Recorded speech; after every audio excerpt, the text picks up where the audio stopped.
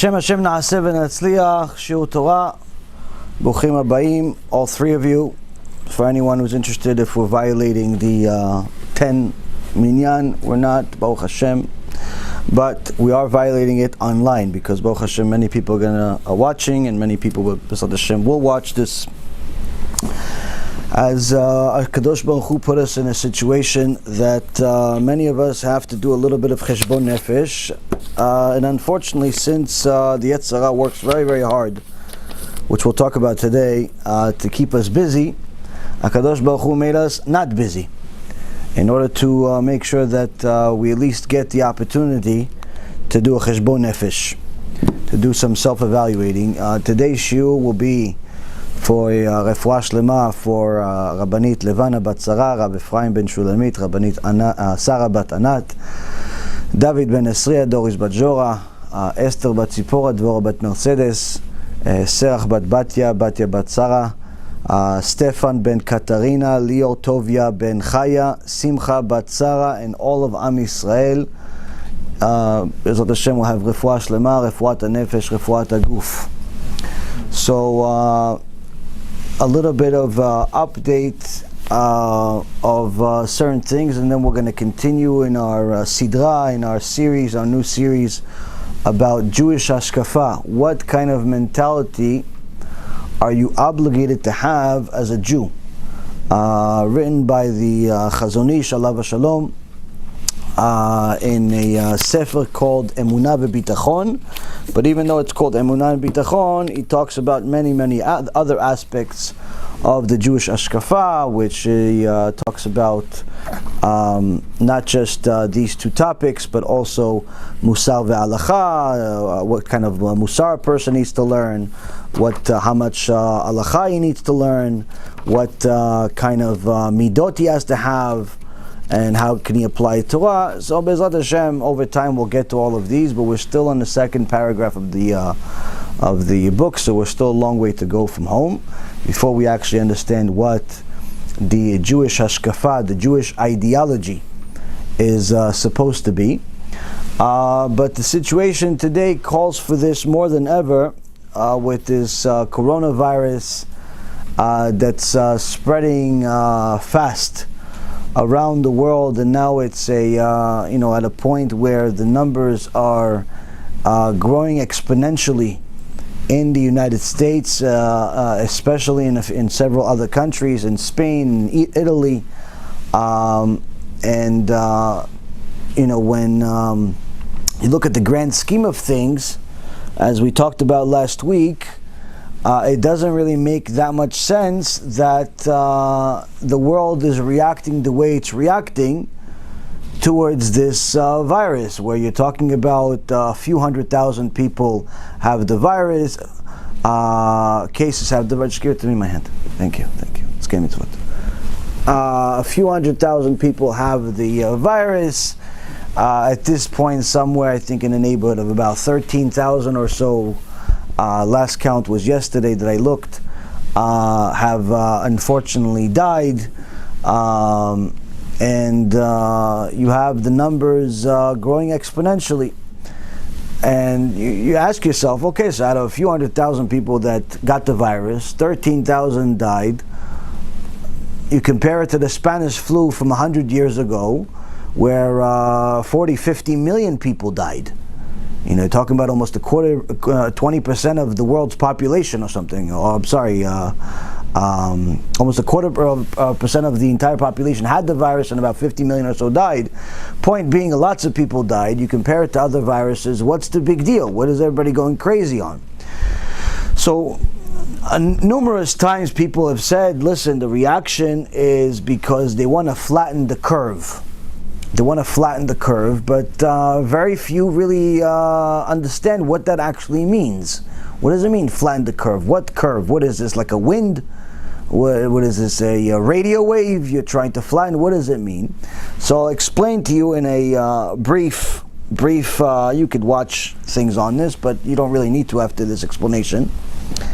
Briefly, what does it mean to flatten the curve? To flatten the curve means that Statistically speaking, everybody knows that's in the know of this particular situation that this virus will infect many, many people, unfortunately. And they also know that people are going to die. There's no one is living a dream. Even the people that are Ba'alei EMUNAH, that have EMUNAH and Bitachon and HaKadosh Baruch Hu, understand that when there's a magifa, when there's a decree, a plague decree on the world, that there's going to be some damage. There's going to be some damage that HaKadosh Baruch Hu brings to the world for his reasons, whether it's because of the immorality crimes of the world or his people, or it's because of the Chilul Shabbat, or it's because of the Chilul Hashem, or it's because of the constant immorality issues that are happening within communities that are ignored, or the pedophilia, or the atheism, or the missionary activity that's happening that's within Am Yisrael that people don't even understand, whether it's missionizing from Christians or missionizing from people that call themselves Hasidim, that missionize for their rabbi, saying that he's the savior, no different than the Christians, or it's people missionizing to false ideologies that are simply against the Torah, that there's no such thing as Gehenom, that everybody's going to be saved. Another video came out from this Rasha Merusha Friedman that made everybody feel all hunky-dory in their hearts about, oh yeah, look, he's so nice, he made us nice video like you. He made with the movie in the background, it's such a good message. Yeah, it is such a good message, until he says, no, this is not a punishment, this is not bad, this plague is not bad, it's not a punishment, everything's going to be okay, the world's going to be better because, what do you mean it's not bad? People are dying. People are dying. What's not bad about people are dying? What if you died? Would it be bad? Well, technically, and for the world, maybe no. But for you, it would be bad, and I'm sure your family and the people that care about you would think it's bad. So to say this is not bad is stupid. There's no emunah in the world that tells you that the death of people is good. Can good come out of everything? Sure, HaKadosh Baruch Hu does everything for the good, but it doesn't mean that this per se from your perspective is good.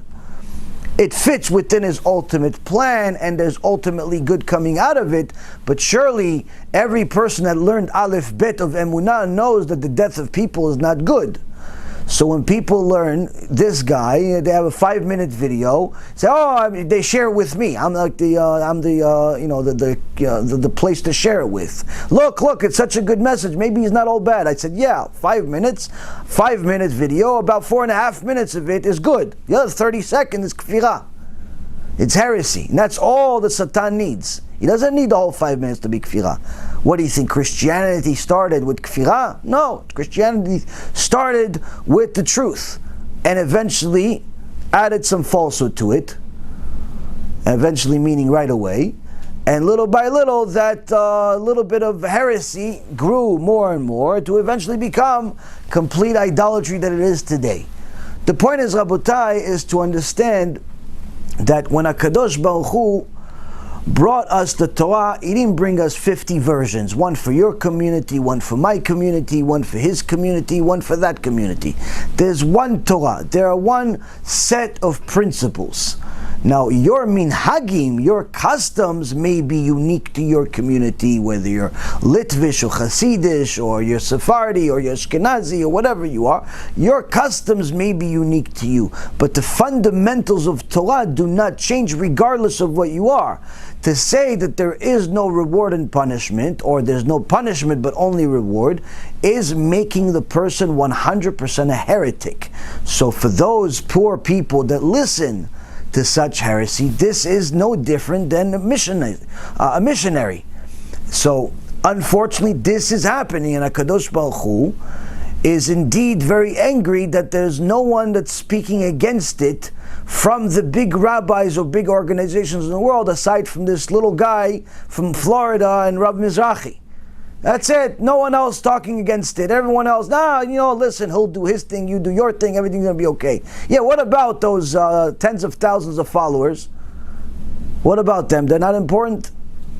The point is, Rabotai, HaKadosh Baruch Hu has a number of reasons to bring his wrath to the world.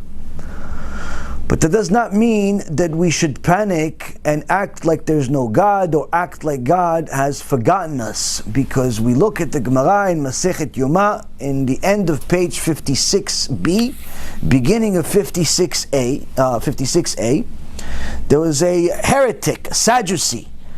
A Sadducee came to Rabbi Hanina and says to Rabbi Hanina, Ashte barit meimatun. Says, now that you've been exiled, meaning that there is the destruction of the Bet HaMikdash, millions of people have died, what are you still religious for? What are you still doing KIRUV for, Rabbi Hanina? For what? God hates you. Look what he just did. He just killed millions of you. Holocaust. What are you still praying for? What are you doing KIRUV for? What are you setting KIRUV packages? Are you out of your mind? For who's going to buy it? Who's going to read it? That's what he's saying to him. Now that you've been exiled, you Jews are certainly tameh, you're impure. And the divine presence has surely forsaken you.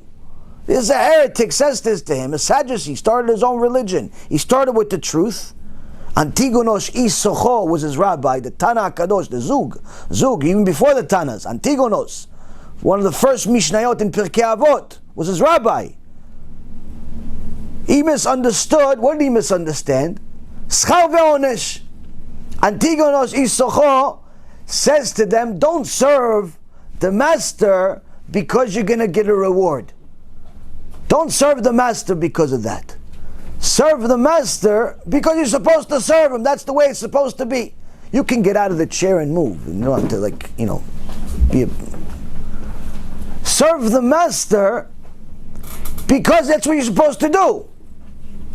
So this guy that was looking for an excuse out, he's looking for an excuse out. You know, some people, they ask you a question just to see if you have an answer, because surely if you don't have an answer, then everything you've ever said for 6 years or 60 years or 6,000 years must be false. Why? Because you don't have an answer for one question. You've answered 55,000 questions to date, but you don't have an answer for one question. That's it. Everything else is shaky.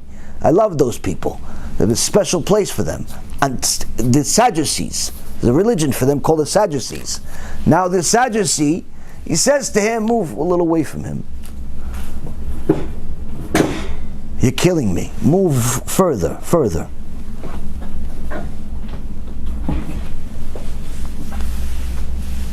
So this Sadducee heard his rabbi say, don't serve the master for reward. So what did he say? Oh, don't serve him for reward?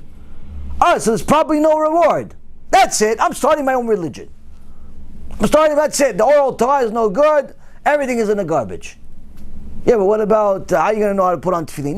No, we know that already. Where, how do you know? We know.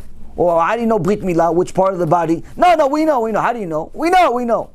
How do you know how to read the written Torah with the Nikud? No, we know. How do you know? We just know. But it's all part of the oral Torah.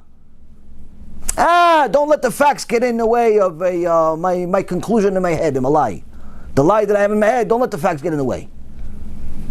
It all started with Schar ve'onesh, the Sadducees, the Badducees. 2 different religions. Started with Judaism.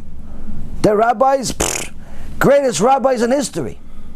So one of these Reshaim, that's looking for an excuse, tells Rabbi Hanina, Hashem just destroyed the Bet HaMikdash. What are you doing KIRUV for? Hashem thinks you're tmeim, you're impure. He brought a magifa, he brought a corona. He brought the Holocaust. Surely he doesn't like you guys. And what does he say? I even have a verse for you. I have a source. For you, he tells him. Right, he's not telling him, listen, he doesn't like you, that's it. He gives him a source. That's the way of the heretics. The really good ones, they're going to give you a source. It's never a real source, though, just so you know. It's a source in a Torah, it just doesn't mean what they say. But he says to him, Dichtiv, Tum'ata b'shuleha. For it is written, it's written in Lamentations, the book of Echa, chapter 1, verse 9, our impurity is visible on our hems. This is like, for example, he's comparing the Jewish nation to a nida, who has our menstrual period, and it's visible on the hems of our garment. You know, in those days, clothing was different than today, and apparently this woman, didn't have control, and there was a sign of her tumah, of her menstrual blood, on her garments. He says, just as her impurity is evident to all, so too are Israel's sinful ways known to everybody. So the Sadducee took this analogy as a proof that God has forsaken Israel. Because just like the law is that when a woman is nidah, her husband must be separate from her during the time of her impurity, the Sadducee was claiming that this Jewish exile, now that there's destruction in the world, there's corona, there's Holocaust, there's anti-Semitism, this is the same thing as a nidah. Hashem says, I don't want your prayers, I close your Bet Knesset, close your Bet Midrash, no more Shurei Torah, I don't want to hear you. I don't want to talk to you, I don't want to hear you. That's what the Sadducee is saying. Who is the Sadducee? The same guy that didn't believe in Tzchar ve'onesh, didn't believe in reward and punishment. Same guy. But he wasn't coming to Rabbi Reuven. He was coming to the Gedol Ador. He was coming to Rabbi Chanina. We think Rabbi Chanina is not going to have a source right back. So Rabbi Chanina says to him, Amar le Rabbi Chanina, Tachaze maktiv. He says to him, Rabbi Chanina says to him, come, you little kofir, come, see what is written regarding the special people, see what is written regarding the Jewish people. Ashocheni tam betoch tum'atam. It also says in the 5 books of Moses, higher than Lamentations, the 5 books of Moses in chapter 16, verse 16, in the book of Leviticus, it says to him, the tent of meeting that dwells with them in the midst of their impurities. What is the tent of meeting? This is referring an analogy for HaKadosh Baruch Hu, where afilu bezman she'en tmein shchina shruya beneim. This teaches that even in the time that they are impure, even in the time where they are sinning, even in the time where they are mechaleh Shabbat, and they are not doing the right thing, the Shekhinah is still with them, and it will never leave. The Shekhinah will always be with Am Yisrael, no matter what happens in the world. Why? We are His firstborn. Will He punish us? Sure. Will He reward us? Sure, if we deserve it. But does He ever leave Am Yisrael? Never. Never for a second think for a second that HaKadosh Baruch Hu is not watching and cares about every single thing. And that's what Rabbi Chanina was saying to him. Yes, there is a time. There is a time that the Jews are in exile and the divine presence looks like it's not there. Why? Because there is a deen that the nidah is supposed to be away from her husband. But HaKadosh Baruch Hu told us in the book of Leviticus, He told us in the Chumash, He told us already in Mount Sinai, even in your impurity, I'm still going to be with you. Even when you're going against me, I'm still going to be right next to you. Why? Waiting for you to come back. Because I love you. Waiting for you to come back. How long I have to wait? I'll wait. I'll wait, and I'll wait. For some people, less wait. For some people, more wait. But nonetheless, Rabotai Yekarim, Rabbi Chanina was explaining to this Rasha Merusha, for although the husband of a nidah is forbidden to be intimate with his wife, he's permitted to seclude himself with her though. Meaning, it's not like a strange woman where there's a issue where you're not allowed to be secluded with a strange woman in a room. For example, if, let's say, for example, this shiur wasn't here, and there was just one of you guys, and there showed up a woman, you have to leave, or she has to leave. Why? There's an issue. There's an issue of a man and a woman that's not his wife being in a room alone. Now, if it's an office that people come in and out, no problem. If there's people that can come in and out, no problem. But if it's a secluded area, then you could not be there. The point being, Rabotai Yekarim, is that a man, even though his wife is nidah and he's not allowed to touch her, he's still allowed to be with her in a closed room. Meaning, they could still sleep in the same room, just two different beds. They could still be in the house alone, but not touch each other. Why? She's still his wife, Rabbi Chanan says. Likewise, regarding HaKadosh Baruch Hu with his firstborn children with the Jewish people. Although the years of exile do represent a distancing, God has not forsaken his people. Rather, his divine presence remains with us throughout this entire exile, throughout Corona, throughout everything. Now, it's important to know that HaKadosh Baruch Hu is with us at all times. But that doesn't mean that we can do whatever we want. The opposite. If you knew that the boss is watching you, and you're just playing Tetris on your phone, surely you're not going to do it if he's watching you. If you knew that the boss is watching you and calculating every minute that you're supposed to be working, and he asks you, please report to me, let me know what you did today. Now, if you don't think he's watching, you're going to do, oh yeah, I worked 8 hours today, even though you really played text messaging with your friends all day. But if you know, if he's standing like this, no, what'd you do? No, you're going to continue playing text messages? Absolutely not. The fact that HaKadosh Baruch Hu, the Shekhinah, is above us at all times, is with us at all times, individually, and as a nation, obligates us even more. So, the situation that we have today in the world is that you have a very significant danger where you have a virus with no cure and no cure in sight. There are some things that they say that are already available in the market that are good for other diseases, other viruses that could be effective in this particular case, which would simply be a miracle no less than the Moshe Rabbeinu splitting the sea. That there's already a cure before the ailment, as usual. That's Hashem's way. But the point being, Rabotai, we should not be looking forward for any cures. We should be looking for what is the diagnosis. Why is this happening in the first place? What are we doing so wrong that HaKadosh Baruch Hu is throwing us out of shul? What are we doing so wrong that HaKadosh Baruch Hu is throwing us out of the Bet Midrash? What are we doing so wrong that HaKadosh Baruch Hu wants us to be secluded from each other? What are we doing so wrong that HaKadosh Baruch Hu wants us alone with not much to do? What are we doing so wrong that Hashem wants to damage our pockets? What are we doing so wrong? Well, let's think.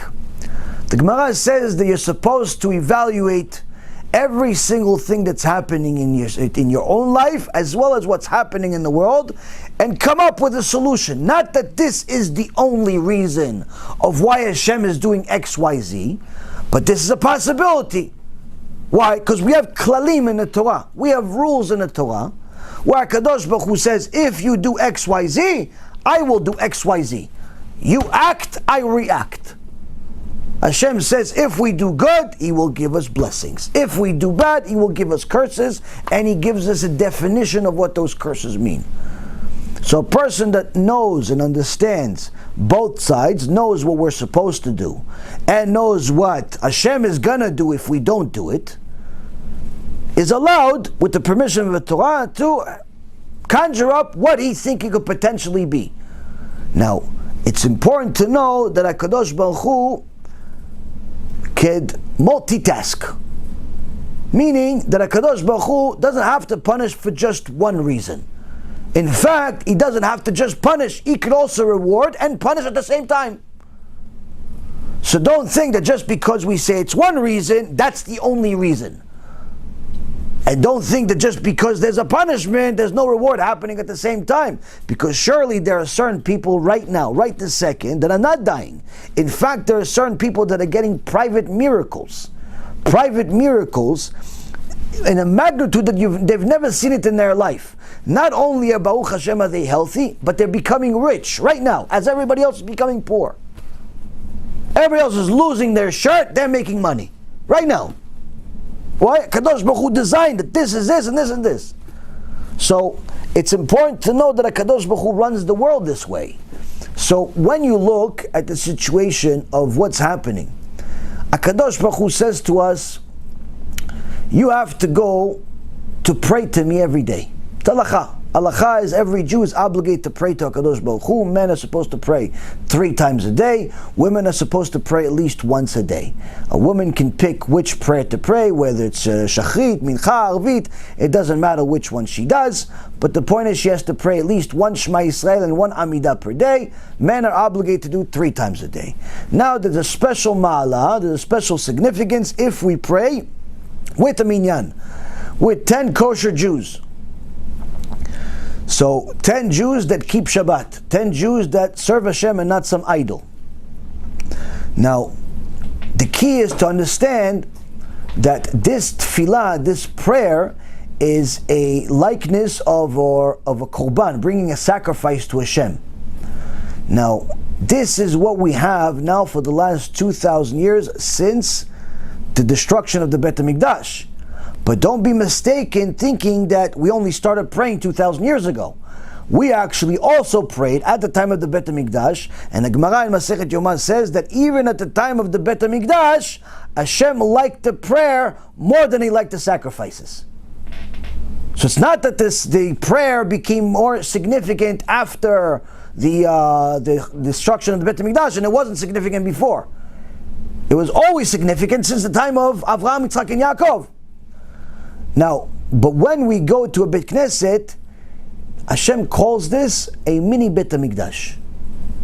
Now, if we all merit to see the Mashiach, Mashiach is going to bring the 3rd and final Bet HaMikdash.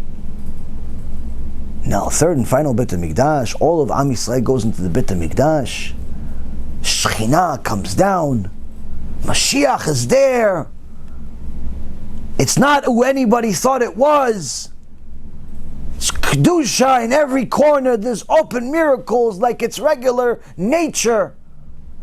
And all of a sudden, one of the guys asks another guy, so what do you think of the stock market now? Invest or not invest in oil? Exxon's a good price right now. I think it's about $30 a share. It's a 52-week low. What do you think? Microsoft looks good right now. What do you think? Bitcoin, dropped 50%. What do you think?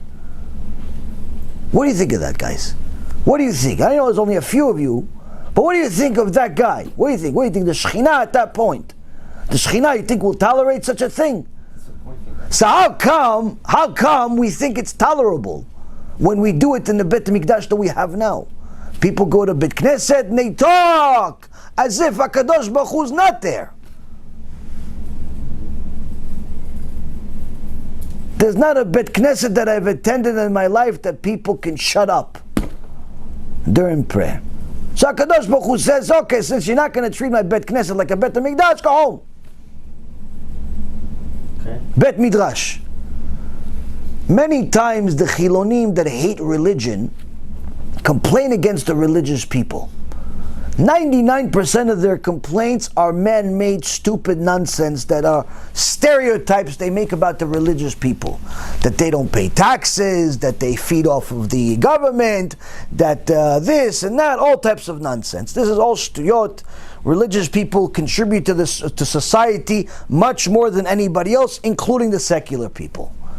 But the point being is, Rabotai, is that sometimes the secular people accidentally have an argument that's valid, which is when people that say that they're avrechim, say that they're going to learn in a yeshiva, say that they go to learn in a kollel, but in reality all they're doing is socializing with each other, smoking 950 cigarettes outside, and they're not really learning. They're just hanging out. Here you see that the Bet Midrash is not what it's supposed to be. Guys say, no, I have my Daf Yomi. I have my Daf Yomi, Rabbi. I can't come to the shiur. Oh yeah, what Daf are you learning? I don't remember. But you say it's Daf Yomi, so yesterday was one Daf below. What Daf Yomi was yesterday? I don't remember. Wait, you studied it yesterday. This is only 12 hours later. You don't remember what you studied yesterday? No, I don't remember. How come you don't remember? What Masechet are you on? And Daf Yomi. Yoma, Bracho, wait, is it Niziki? Oh, I don't remember. Where are you going to? A bar? Or are you going to a Daf Yomi? The problem is, Rabotai, many times people go to a shiur and they don't know what they've learned. Why? It's not a shiur. The rabbi surely means for it to be a shiur. He's taking time out of his life to teach a bunch of people Torah, but they don't treat it as such. They treat it as a social gathering. So HaKadosh Baruch Hu says, I don't need people like this learning Daf Yomi, pretend like they finished the Shas after 7.5 years. They don't even know Masechet Brachot and Masechet Bechorot. One is about blessings, one is about korbanot. They don't even know the difference. They don't have nothing. Stayed empty. 7.5 years later, but they showed up to the MSG, to Madison Square Garden, finishing the Sas party. So HaKadosh Baruch Hu says, if you're going to be that kind of learner, I don't need you to Bet Midrash. Close the Bet Midrash also. And then you have a situation where people don't know how to get along. Why? As soon as they get together, a team of 2, 3, 4 people, conversation starts about whoever's not there. Talking about whoever's not there. You see Steve lately? Yeah, he didn't look so good. Oh, yeah, I think something happened with it. Lashon hara rechilut, lashon hara rechilut. Oh, lashon hara rechilut. Hashem says, you know what? It's better you guys are not together anymore. Stay alone in the house by yourself. Why? Anytime you get together with your friends, lashon hara rechilut. Better you're not together. At least you'll sin less.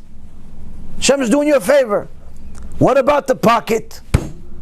Hashem, okay, fine. You don't want me to talk to anybody, fine. You want me to go to Bet Midrash, fine. I'll study at home. You want me to pray with everybody, fine. I'll pray at home, and anyway, I pray better at home. Okay, what about the money? HaKadosh Baruch Hu says, I gave you money, and what'd you use it for? Did you give Maaser for Torah? No, I gave it for I bought myself an Aliyah on Yom Kippur. You bought yourself an Aliyah for Yom Kippur for Maaser? Did you buy it because it's the Maaser, or did you buy it because everyone's to say, Kol HaKavod that he bought $10,000 Aliyah? You bought it for your Kavod, it was like advertising. Did you give Maaser? Did you actually do the calculation?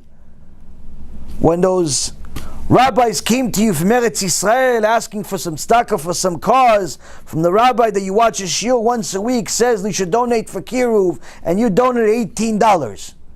You could have donated $18,000 with the money that I gave you, HaKadosh Baruch Hu says.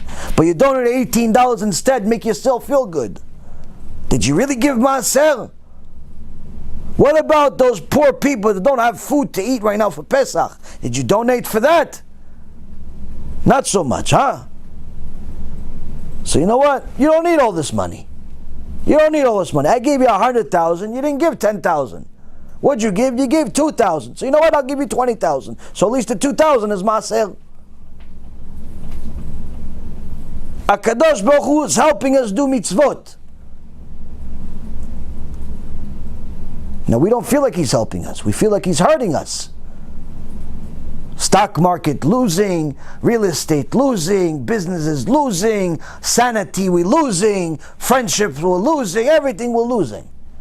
But in reality, if we use this magifa as an opportunity to recognize HaKadosh Baruch Hu and His actions in the world, we will see that it's all a blessing. It's all a blessing for us individually, so long as we recognize. It's not a blessing for the people that are dying. Their time's up, unfortunately.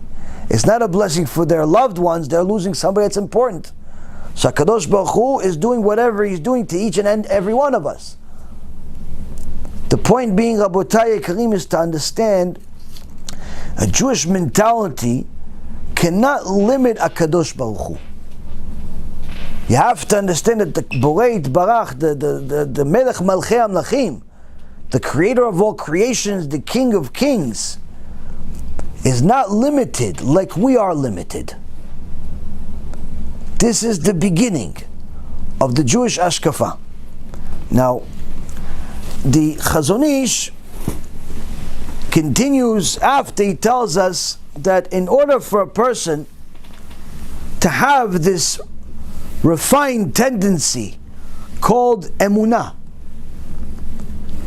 a person has to be very sensitive to the things around him, meaning notice everything, pay attention to everything.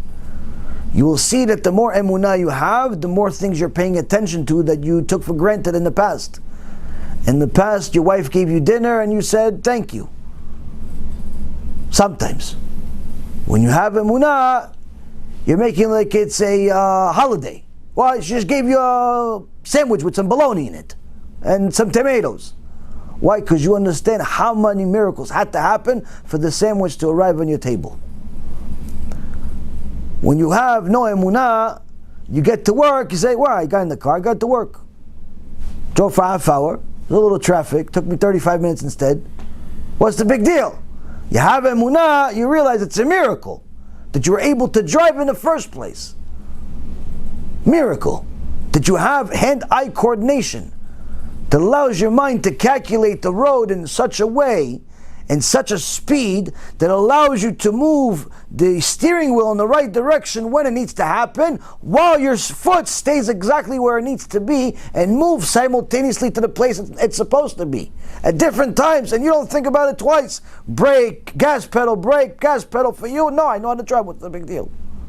Who's telling this foot to do what it's doing? Who's telling this hand to do what it's doing? And how are the eyes? How are the eyes recording and processing all this information so fast? For 35 minutes straight. The more emunah you have, the more you understand this. But in order to have this, the Chazon Ish says, a person must be free of any bodily desires. Meaning to do all of these things, you can do them regardless. But to recognize the significance of all of these things in your life, you have to be free of all bodily desires. You can't be in the middle of some type of immoral desire and recognize the beauty of creation. You cannot be in some ta'ava, some type of desire that HaKadosh Baruch Hu says is not an appropriate desire, and still be a Baal Emunah. In so many words, if you're still wasting seed, if you're still promiscuous, there's no chance in the world you have any type of emunah whatsoever, no matter what kind of chassidut your rabbi tells you you're part of.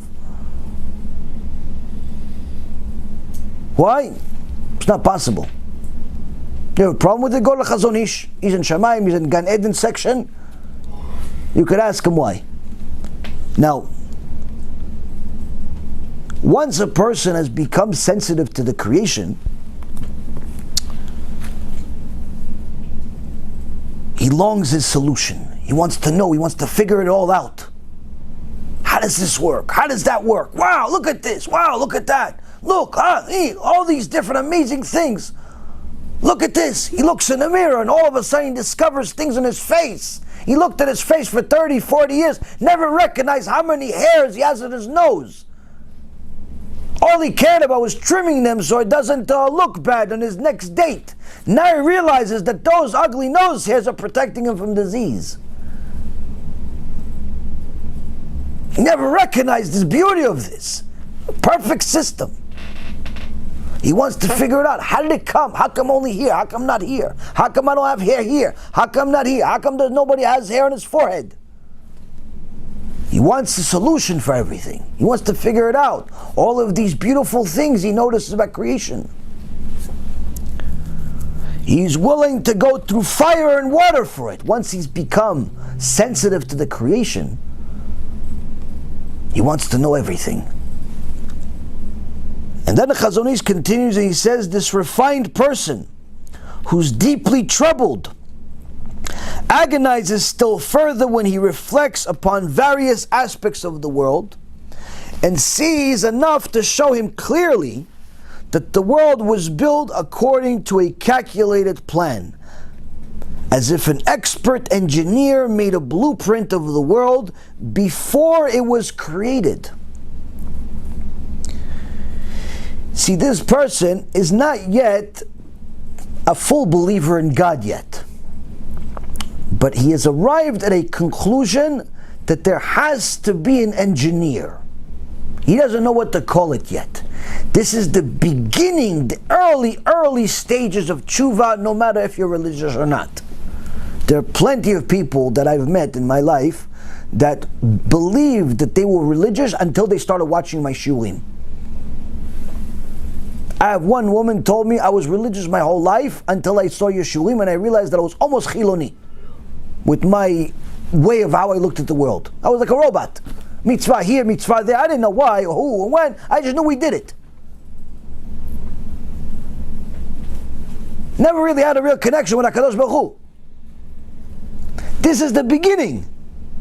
HaKadosh Baruch Hu says, before you start seriously thinking that your tefillah is going to have significance because you're talking to me, first you have to recognize my hand. You have to recognize that I'm the one running the show. So the Chazon Ish says this person, this sensitive person, finally has taken time, whether it's by choice or by corona, whichever one it is, to recognize that, okay, I got some time to think. Where did this come from? Where did that come from? How does this happen? How does that happen? How come I see colors? How come he doesn't see colors? How come the dog sees this? How come the cat sees that? What's the, how come they can communicate between each other but I can't understand them? He's sensitive to the creation, but he's troubled because of it. Why? He wants to figure it all out in one day. In one day he wants to figure it out. This is like a person that starts more advanced than this, wants to be the next Rabbi Yashiv. Why? He saw a few lectures, got motivated, realized that Kadosh Baruch Hu runs the world, says fine, that's it, I'm going to learn Torah. Rabbi, what's it take to be a rabbi? What's it take to be a rabbi? Wait, when did you start becoming religious? I just started keeping Shabbat 2 months ago. Already you want to be a rabbi? Shtabach Shimo. Okay, you got to learn Torah. Okay, I'm gonna be the next Dolado. You're gonna be Shtabach Shimo. Amen. Amen. You're gonna be Dolado. What's it take, Rabbi? I don't know. 90 years of learning Torah every day, morning and night. No. Come on, seriously, Rabbi. What does it take? A lot of Torah and a lot of Siyat Dishmaya. No, Rabbi. I'm gonna find another way. I want to be rabbi like 6 months max, a year, if I'm really going to be a big rabbi. Big rabbi, a year. So one guy was less delirious than the example that I gave you, but nonetheless delirious. He heard many stories about Rabbi Yashiv. Rabbi Yashiv, alav shalom. The stories you hear about him, stories you read about him, it's not human. Not human. The things that he did and how he analyzed the world, how he viewed the world, how every second of his was calculated for. Hard to explain. But one thing that people could understand is that one guy that left the yeshiva and went to the business world in America. Before, he used to learn in the same place as Rabbi Yashiv. He said, Rabbi Yashiv, every day, I remember him, every day, he had a shtender, he would sit in the same place in the Bet Midrash, learning, like all of us. After we learned all these years, the guy was maybe 20, 25 years old. He said, okay, I learned enough. I'm going to go to America, do some business. He says 65 years passed. He did his business. He had a family. He built a company. He built this. He built that. He decided, I'm going to go to Israel and visit my old Bet Midrash, for memories. He says, I went inside the Bet Midrash. Rabbi Yashiv was still sitting in the same shtender, same position, learning Torah like I left 65 years ago. And I started crying. The guy started crying. Why? He actually got to something. What did I do? I have houses, buildings. It looks like he's not doing anything, but in reality the world exists because of him. At the shtender, learning. You could do that, you could be Gedol Adol.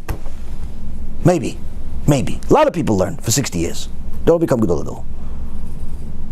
You could be a good Jew though. That's where it's supposed to start.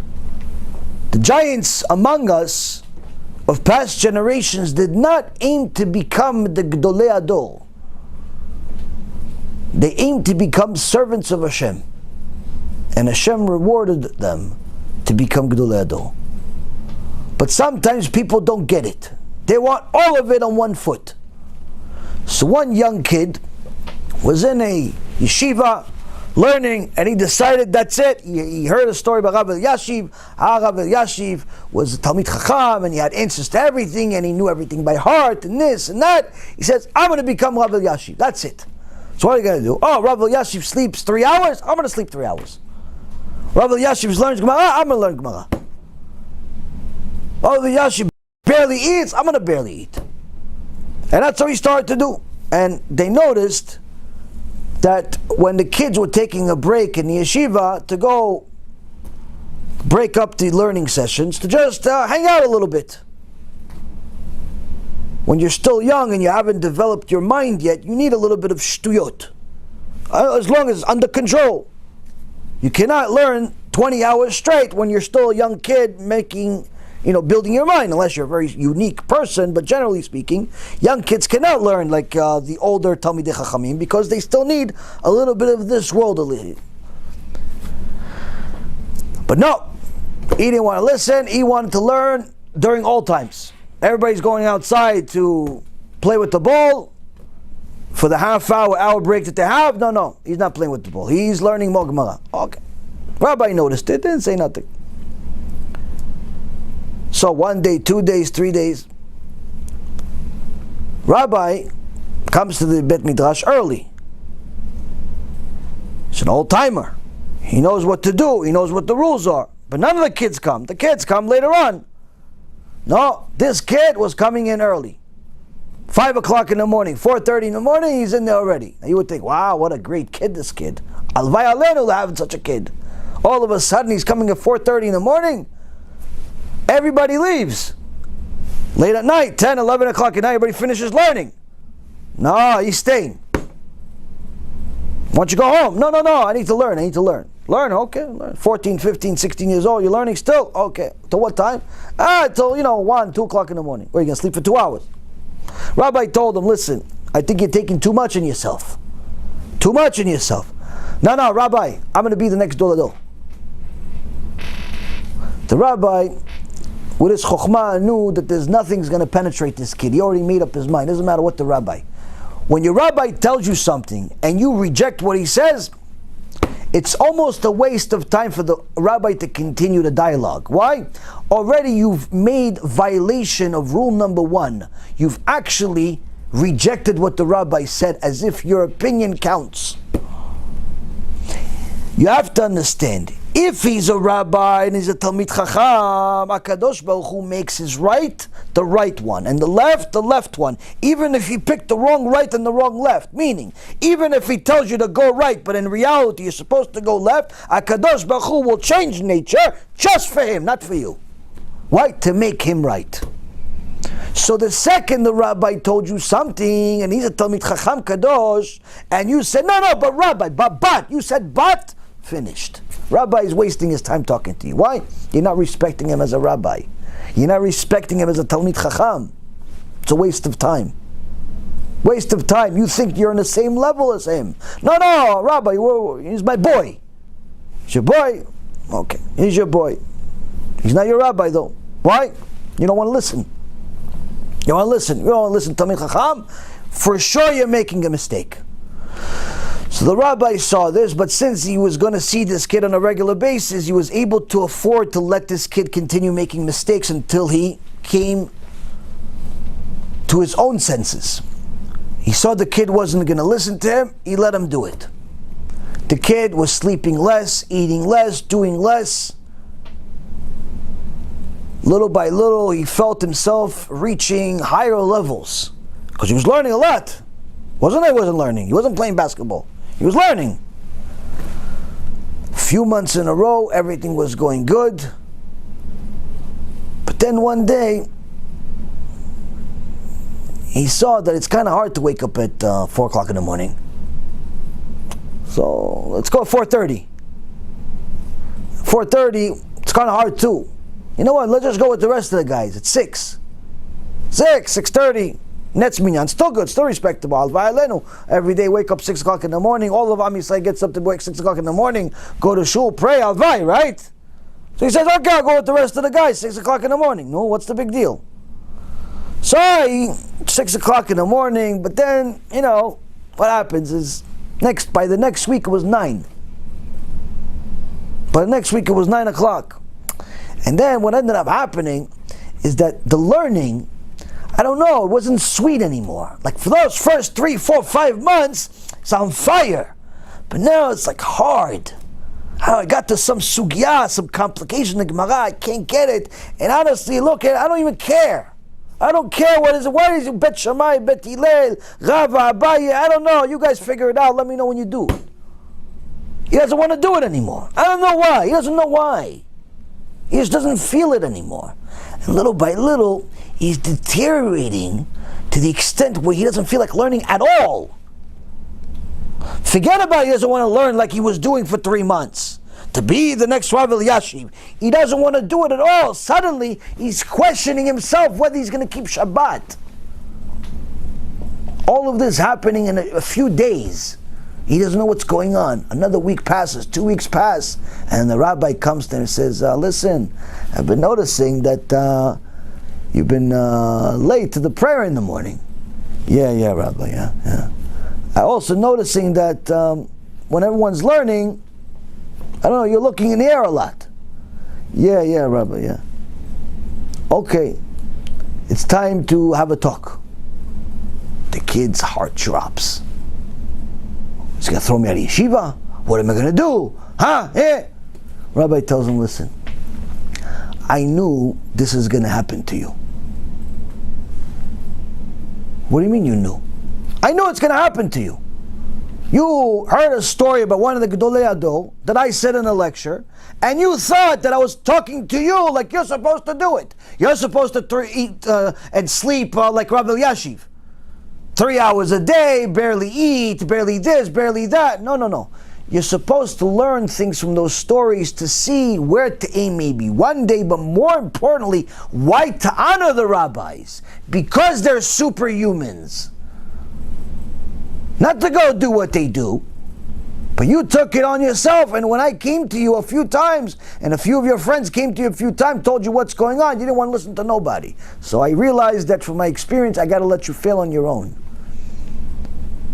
And that's what happens, Rabotai. You want to eat the entire Torah, one bite, it doesn't work. Why? The Yetzirah is going to give you help to build you and then break you. Why? Because the Torah has rules. Rule number 1, you have to listen to Talmidei Chachamim. You don't listen to Talmidei Chachamim, you're never going to get Torah, no matter how smart you are. That's why the Rabbi Akiva says in the Gemara, Rabbi Akiva says, in the Midrash, Am Yisrael is like a bird. Why a bird? He says because Am Yisrael has the Chachamim that are the wings. When they listen to the Chachamim, those wings allow them to fly and reach the heavens. But when they don't, it's like a bird that broke its wings, which falls to death, falls to nothing. You want to be like Rabbi Elyashiv, you have to do what Rabbi Elyashiv did. Toil and toil and toil every day and build yourself to be able to handle more. But that means you have to follow the rules. Just like he had a rabbi, you have to have a rabbi. Just like he had a schedule, you have to have a schedule. Just like he had a plan, you have to have a plan. You cannot go into the pro league when you didn't even do little league. You cannot be the CEO if you don't even know how to be a busboy. You can't just inherit the top job in the Torah world. So here we see that sometimes people, when they start doing tshuva, they think that because they want it so much, therefore they're going to get it right away. Because they like it, therefore they should get it right away. Why wouldn't Hashem make me like Rashi right now? What do you mean, why wouldn't he make you? You don't deserve it. That's the answer. Why? I really want it. So what if you really want it? Do you even know how to handle it? If Hashem gave you chokhmah, do you know how to handle it? That's what the Gemara Masechet Brachot says. Rabbi Yochanan says, HaKadosh Baruch Hu gives chokhmah to the chachamim. He gives wisdom to the wise. So people say, wait a minute, that doesn't make any sense. Why does he give wisdom to the wise? Shouldn't he give wisdom to the fools? Make them wise too. He says, no. He has to give wisdom to the wise. Why? Because they know what to do with it. Because they like it, and therefore they're wise. You don't become wise by default. You're not born wise. You may have a certain IQ, but you could be wasting your IQ building Legos. There's plenty of losers that have a high IQ. But the wise are people that love wisdom. And therefore they appreciate and they read and they learn and they try and they toil for it. The fools, on the other hand, they're not born fools. They choose to be fools. Why? Because they do not appreciate wisdom. And therefore, if Hashem gave the fool wisdom, he wouldn't know what to do with it. It would be a waste. So sometimes a new Baal Tshuva, a new convert, wants to conquer the whole world in 1 week. He wants to be a rabbi. No rabbi told him he should be a rabbi, but he decided he's going to be a rabbi. He decided he's going to give shurim. No one told him he should give shurim, but he decided. She decided she's going to give shurim. She just started keeping Shabbat a year ago. But she decided she's going to give shurim. Did you ask anybody whether you should or you shouldn't? Yeah, my mom said I should. No, someone that's qualified to give you such an opinion. No, I asked my Rebbitzin. Your Rebbitzin? How long you know your Rebbitzin? No, I just met her 2 weeks ago. She's not your Rebbitzin. She's a Rebbitzin. Your Rebbitzin knows everything about you, including your menstrual cycle. Why? Because she probably answered a bunch of questions of when you can and when you can't go to the mikveh. That's your Rebbitzin. If she doesn't know anything about you, she's not your Rebbitzin, she's just a Rebbitzin. Same thing with your rabbi. If your rabbi doesn't know your difficulties in life, he's not your rabbi. He's a rabbi that you happen to know. If all he knows is about the good things you do, he's not your rabbi, he's just a rabbi that you happen to know. Maybe even have his WhatsApp. Doesn't make him your rabbi though. Now the point is, Rabotai, is that sometimes people just decide among themselves. They're going to do this and they're going to do that. And that's a mistake. But where does it come from? It comes from a good place. But the road to hell is full of good intentions. And that's why, unfortunately, sometimes you see many people that are not qualified to do the job that they're doing and end up making much more damage than good. But that all comes from passion. Now, before that is the passion that the Chazon Ish is talking about, where he says a person has become sensitive to the creation, not necessarily yet at the creator level yet, but to the creation itself. He wants to know how it all works. He's starting to notice things he's never noticed before. He never cared about this stuff before. He never cared about how traffic works, or how the lights work, and how the sun works, and how the weather. He never cared about this stuff, but he has like a moment of truth where he realizes that the world is bigger than him, but it all makes sense somehow. That no matter what you do, there's a cleaning system. There's a cleaning system to the world. Whether you throw a piece of apple in the street, or you throw a piece of meat, or you throw anything, there's some cleaning system that takes it away, and it's not the government sanitation department. There are these little creatures that use your waste as their food. You throw an apple thinking, oh, it's an apple, what's the big deal? Hashem made it so that it's not a big deal. There's a bunch of little ants and other types of bugs that come take that apple, make it lunch for 2 weeks. Your meat went bad. To you it's bad, but not to the maggots. The maggots love it. It's delicious for them. And so on and so forth. There's a cleaning system to the world. He starts noticing these things. And it's unbelievable. So the Chazon Ish says, look, it's like an expert engineer made a blueprint of the world before it was created. Meaning, this is not something that was figured out after the fact.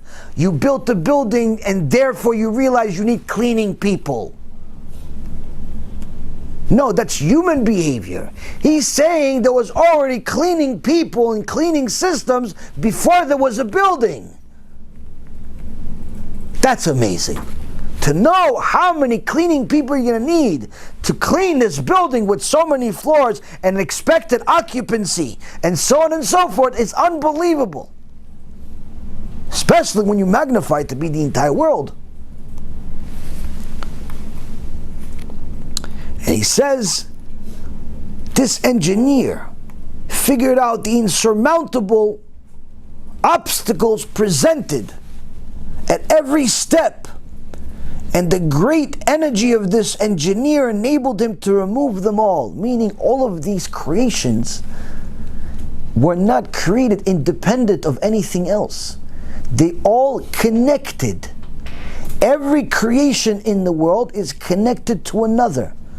There is nothing in the world that's independent other than HaKadosh Baruch Hu. Everything is connected. Doesn't matter what it is, you think about it, you see how many things it's connected to. Whether it be the weather, or it be the trees, or it be the garbage, or it be people, or it be cats and dogs, or it be all types of things. If you just simply think about your sandwich, there was one guy that made a video years ago of what it took to make a sandwich. What it took, but he's not talking about what it took. Oh, put some lettuce, put some bologna on their bread, and okay, that's it. No, it's not a menu. He says how he went and actually all the way to the beginning. First, you have to plant the seeds. Why? To make the bread. How many employees it took to plant the seeds, harvest, then take all the stuff out, then grind it, put some seasoning on it, make the dough, sell the dough, another company, another set of employees that are going to have their own system of having this bread packaged, sliced, and go to the store. Then the store has its own set of employees. And they have marketing companies, market this bread. Oh, Wonder Bread, Miracle Bread, that bread, this bread. For what? Why? To get the customer. And the customer arrives. At which store? At that store. But that's only for the bread. What about the meat? Oh, the meat was an animal. And the animal had to be fed a certain way, a certain time, every day, every night. Had to give birth. Had to this. Then eventually get killed. Then you have to slice it. Then you have to give it to the factory. And you have to clean it. And so on and so forth. Then all the way to the store again. With the marketing, with this bread, with that one, and this. Then you have the vegetables. Wait, the vegetables come by themselves? Same thing as the bread. You could go, you put them in the seeds, put them in the ground. There's a couple of guys putting the stuff in with the tractor, without the tractor, breaking their back, not breaking their back, and it goes to the store. And you think that's by itself? How are you going to eat bread and a piece of meat and lettuce? There's no mayo. What, you crazy? Gotta go with the mayo and the oil and the this and the that. Does it have dairy? It doesn't have dairy. If it's kasher, it cannot have dairy. If it's not kasher, they can have whatever you have. And it's this bread and it's whip. No, I don't like whip. I like this bread. I like that mayo. I don't like mayo. I like the one that looks like mayo, but it's not really mayo. And I can't believe it's butter. And sometimes it is butter. And all types of things. And it goes in a store. And it goes in a cap. And it goes in a bottle. And you have to have marketing. Why? Because the bottle looks this way. And no one wants to buy this bottle. So they have to buy the plastic bottle that goes like this. And then, and it arrives on your table. And now, mayo's not enough. I want to have some mustard too, because just for the taste. So you do the same thing, and on and on and on and on. By the time you realize how many thousands of people had to toil and break their back just for you to have a sandwich, you realize, Ishtabach Shimo La'ad, how many miracles have you made for me, just for me to eat? And I don't even mean breakfast, lunch, and dinner. Just a sandwich. For most people, they eat 2-3 times a day. Did you say thank you? Did I say Birkat Hamazon? I didn't say Birkat Hamazon. Wait, is this motzi? Should I do motzi on this? Should I be mezonot, Rabbi? Why? Because mezonot is a shorter blessing. HaKadosh Baruch Hu sent 15,000 people to make you the sandwich, and you want to shortchange him on the blessing. Busha v'chirpa, when you really think about it. When you really think about it.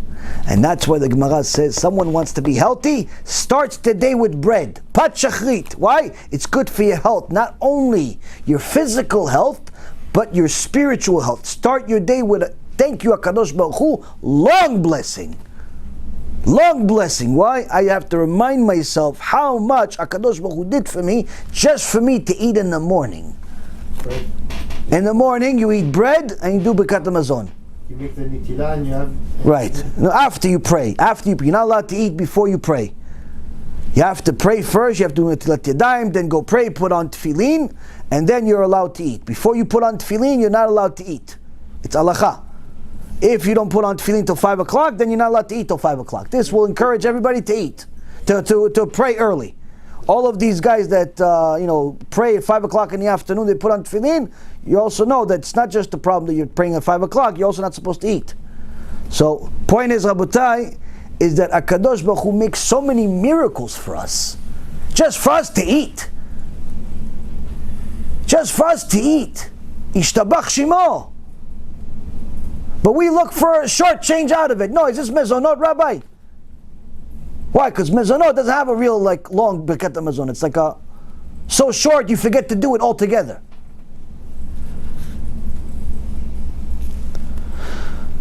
So now he realizes, look at the system. Look at the system that Borei Barach made for me. Look at the system that HaBa made for me. Look at how many people had to work so I could have a sandwich.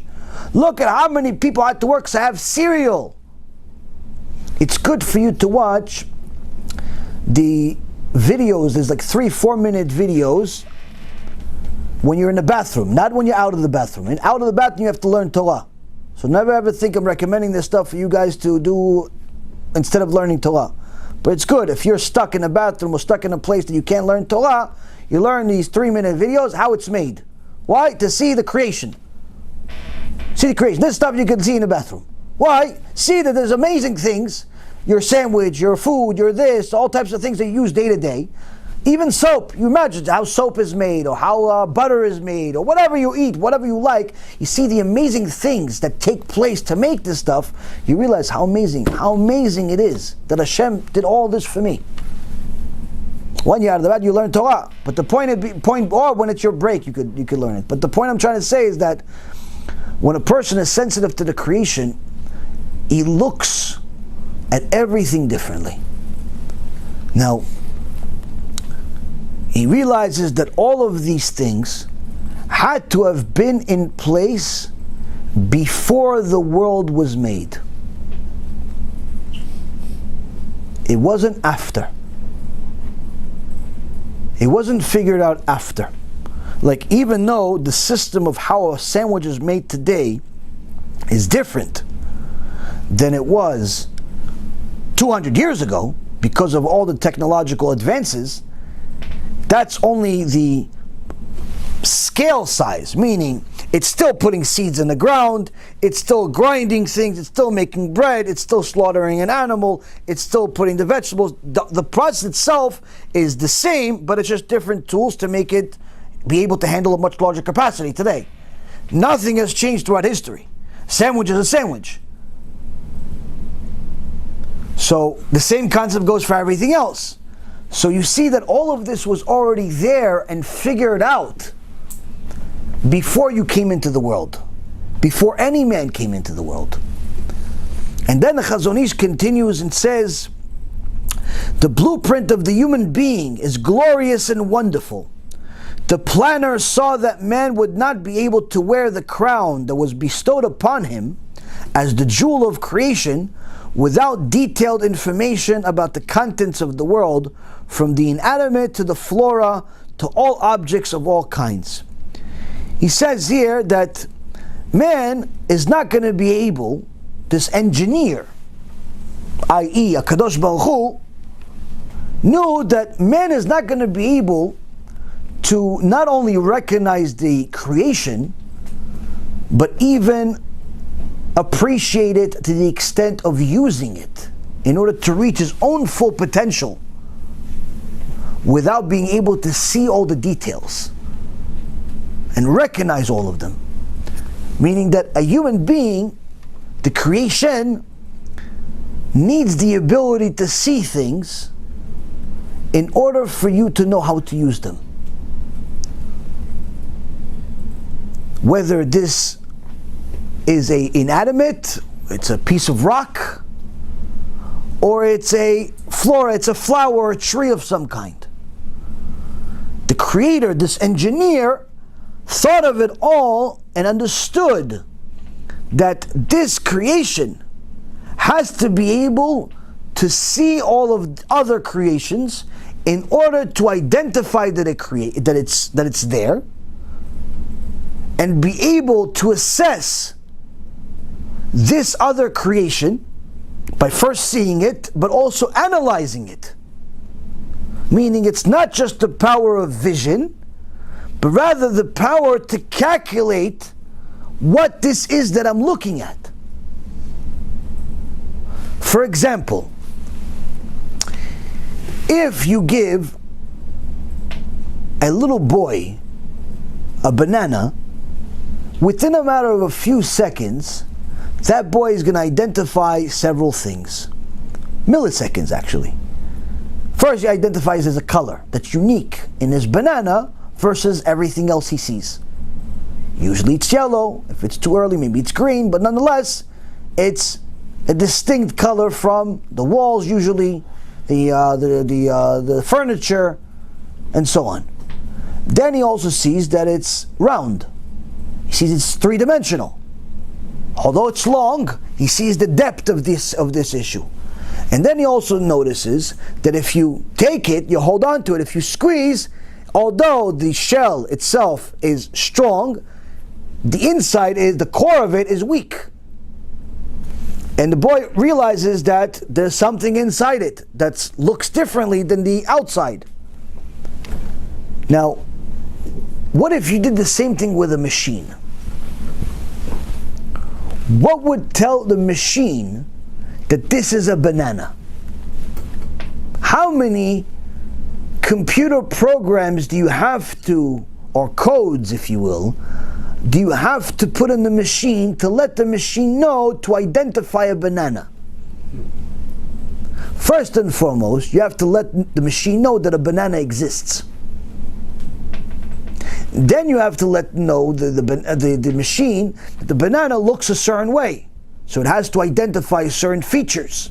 Whether it's the length of it, the shape of it, the fact that it has a peel, the fact that it's soft inside, so if the machine is too rough, it's going to ruin the banana, and so on and so forth. But the reality is, no matter how many codes you put in this machine, it's still not going to know that it's a banana. It's going to know the features and the character traits of the banana, but if you put something that resembles it, it'll mistake it for a banana. Because it's a machine. And it's only programmed to analyze what you've put in it. The human mind, on the other hand, the creation that HaKadosh Baruch Hu created as the human being, is not only better than a machine, but it's able to look at the creation, other creations, analyze them, and store that information permanently, without any effort whatsoever. The first time the boy sees the banana and sees that you peel it one way and then you eat it, you will never have to remind this boy that this is a banana that's food. Whereas the machine, the second something doesn't work, it can mistake this banana for a baseball bat.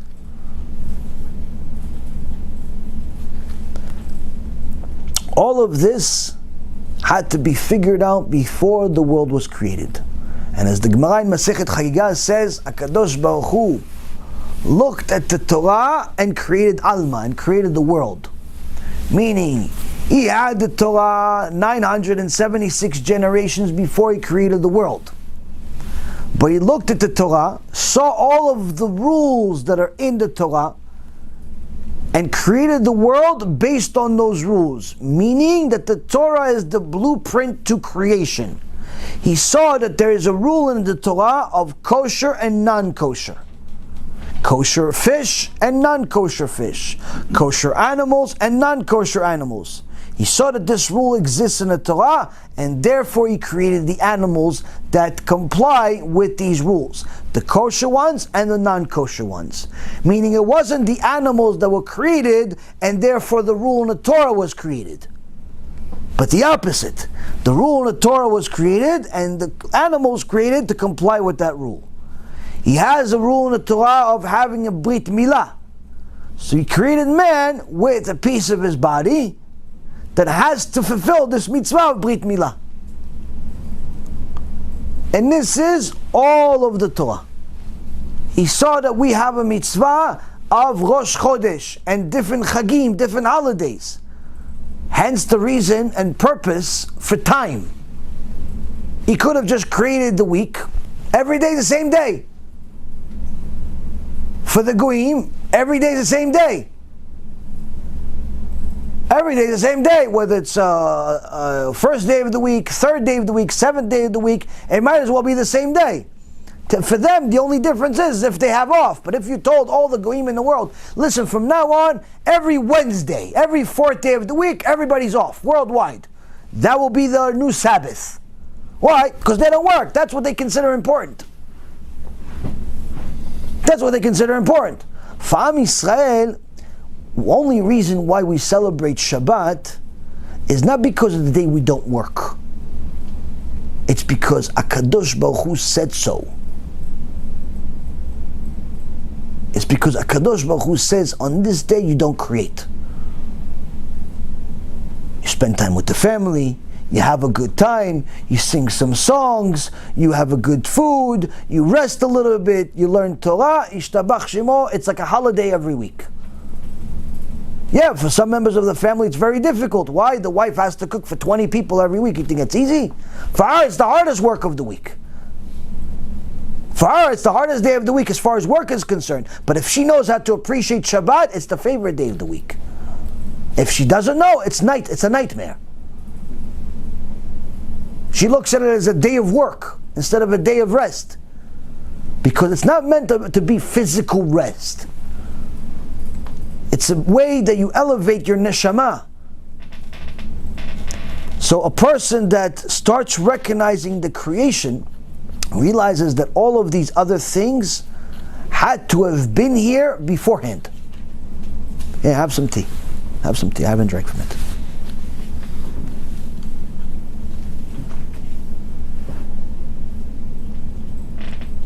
So here we see the Chazon Ish in his gdula, in his giant level that he was, lowers himself to the level of the mindset of a beginner, but not even a beginner that already knows God. Not like a Baal Tshuva comes to Shurim once a week. No, a beginner before the Shurim. And he says that this person, this sensitive person, first has to have the desire to know more about the creation, to stop being a golem, just alive. He wants more. He wants to figure out the purpose of everything. The planner saw that man would not be able to wear the crown, get to his full potential without detailed information about the contents of the world. Without this information, the machine known as man would have no life.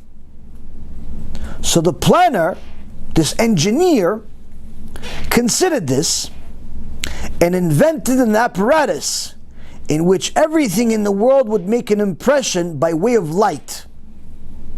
Each object in its own particular way. So this engineer says this person, each person, needs to recognize all of the other things that I've created for him and for her. The stars, the moon, all of the different weather systems, the fruits, the vegetables, the people, the animals, the buildings, the roads, all the different little bugs, and so on and so forth. He has to be able to identify these things. So this creator, this engineer, created an apparatus that will be able to identify these things by using one of the other creations, which is light. And each of the other creations would give its own light, its own features that will be identifiable by way of light. If it was dark here, everything would look the same. You wouldn't be able to see what's in front of you, what's next to you. You wouldn't be able to see whether this is the end of the room or the beginning of the room, whether it's a picture that you're touching or a wall, whether it's a person that you're touching or anything else. So when Hashem brings light, He's allowing us to see the details of the creation. There are forms of light. There are different types of light that are available to our naked eye. There are also lights that are not available to our naked eye, but are still nonetheless available to us through different lenses. X-ray lens and other types of lenses, and there are some types of light that are simply not available to all people, but just to some people that can see different things. Like there are certain people that can see all types of spirits. Most of the time these are not necessarily good ones, but nonetheless they're able to see it. I know a few people that can see these things. I promise you it's not a gift, it's a nightmare. Seeing things that are not of this world is not a fun thing. That I could promise you. But there are certain people that are able to see this. There are also certain people that have taken pictures, that caught these things on camera. Many of these things that are on the internet are fake, but there are some things that are true. There are some things that are real. The point being is that this is what Hashem decides is going to be shown to a certain light, not shown to a certain light, shown to a certain person, not shown to a certain person. So these two apparatuses were placed by him in the man's face, one on the right and one on the left. We are in a habit of calling these apparatuses eyes, the right eye and the left eye. The wisdom expressed in the eye is endless. Throughout the generations, wise men have studied the eye in an attempt to understand the treasures of wisdom hidden in its creation, and they have yet to fathom it completely. So we see here that the Chazon Ish says, before you can even understand the magnitude of the Creator, you first have to understand your inability to understand the creation completely. You can understand aspects of the creation, but not the entire creation completely. One example is the eye. No matter how much they've studied it, no matter how many billions of dollars they've spent on it, mankind is incapable of understanding how the eye truly works. There's a write-up that I'm going to read to you. It's truly amazing when you put it into this analogy or this type of perspective. And it says the following. Let us imagine the following newspaper scoop. I mean, it's an article. In the world's most sophisticated laboratory, some of the world's leading scientists have developed what could only be described as a super camera. The newspaper article will also carry a picture of the most complicated looking camera available. This camera works under all conditions and does not require either artificial lighting or film. 20 years ago, this was a big deal. No film? Wow. Every so often you have to go to one of the local shops, get your film developed, wait for the guy to finish a few days later. Once the 24-hour development was a big deal, now there's no film. Now everything's on a little card. But when this was originally up, no film already was sounded like a big thing. So no film and also no memory card.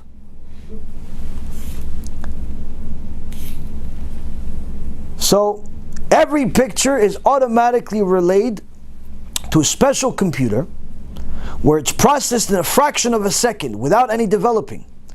The super camera has the ability to capture close-up and long-distance views at the same time, regardless of their size. At the center of the camera's lens is an automatic adjustment mechanism which reduces aperture size when the light level is too high and allows only the necessary light to enter. When light level is low, the aperture opens automatically to allow the entry of all available light. The camera lens has an automatic zoom capability operated by a very sophisticated electronic spring mechanism. This still doesn't exist. None of the stuff I'm explaining to you. No camera in the world is going to be able to adjust itself to this extent, because no camera in the world can calculate what you want to see. There are certain cameras that they can program, do this and do that, but that doesn't necessarily mean that you wanted to do this or do that. When a light enters the camera, it triggers 7 million color senses, which automatically balance all the different colors with outstanding accuracy to create the right picture with precise color replication. That means 7 million little chupchikim, 7 little pieces have to come together in this camera. A rocket is the highest level of design that engineers can get to. Like the most sophisticated engineers are rocket scientists. And the reason why is because a rocket, even though it doesn't look so sophisticated, is a very, very sophisticated set of engineering where it has 1 million parts. 1 million parts to make a rocket. Screws, bolts, pieces of metal, rubber, and so on and so forth. 1 million different pieces. Imagine just looking at 1 million pieces and say, there you go, figure this one out. We get a heartache when we see a puzzle with 200 pieces. And if you like puzzles, 1,000 pieces, you get a heart attack. 1 million pieces put together, and you have to know where everything goes, and if you make one little screw is off, the rocket explodes. One screw, not bolted the right way, whole rocket goes, explodes. 1 million pieces are worthless. That's what happened years ago when that Israeli was supposed to go on a first mission to the to outer space. They had a Sefer Torah inside the rocket, and the rocket exploded in midair. They figured out later on one of the screws wasn't screwed. One screw. 1 million screws were perfect. One screw wasn't screwed. One screw. Here in this camera, he says there's 7 million pieces, but just for the color that have to come together. And when at night, and the 7 million color senses cannot work, there are 127 million black and white sensors that come into operation. There are 127 million pieces that come together, that are together in the same camera, i.e. your eye, to allow the eye to see everything else, even without color. The black and white system is more sophisticated than the color system. If one of those pieces no good, you're finished. One piece out of the 7 million doesn't work, colorblind, or you can see only a few colors. Similar with the 127 million pieces, 127 million cells. Designed and built specifically for this task, the black and white sensors successfully capture the picture. Given the most expensive and sophisticated camera in the world is fragile, for the first time in photographic history, a special automatic lens cleaning system has been fitted into the camera itself. You don't have to clean a camera by yourself. It has a cleaning system in it. This ensures that the pictures are constantly bright and clear. The inner surfaces of two delicate membranes are constantly being washed with a special cleaning solution as they automatically open and close over the lens surface at regular intervals. You have these two little tubes, one on the bottom, one on the top, that have these lubricants that go into this camera to make it work constantly, to make it be able to move. If you want more details, you go to dafyomireview.com. It's by a friend of mine who's a rocket scientist. He's not only a Talmid Chacham, but he's also a physicist and electrical engineer. I've mentioned him in the past. His name is Rabbi Yosef Sebag.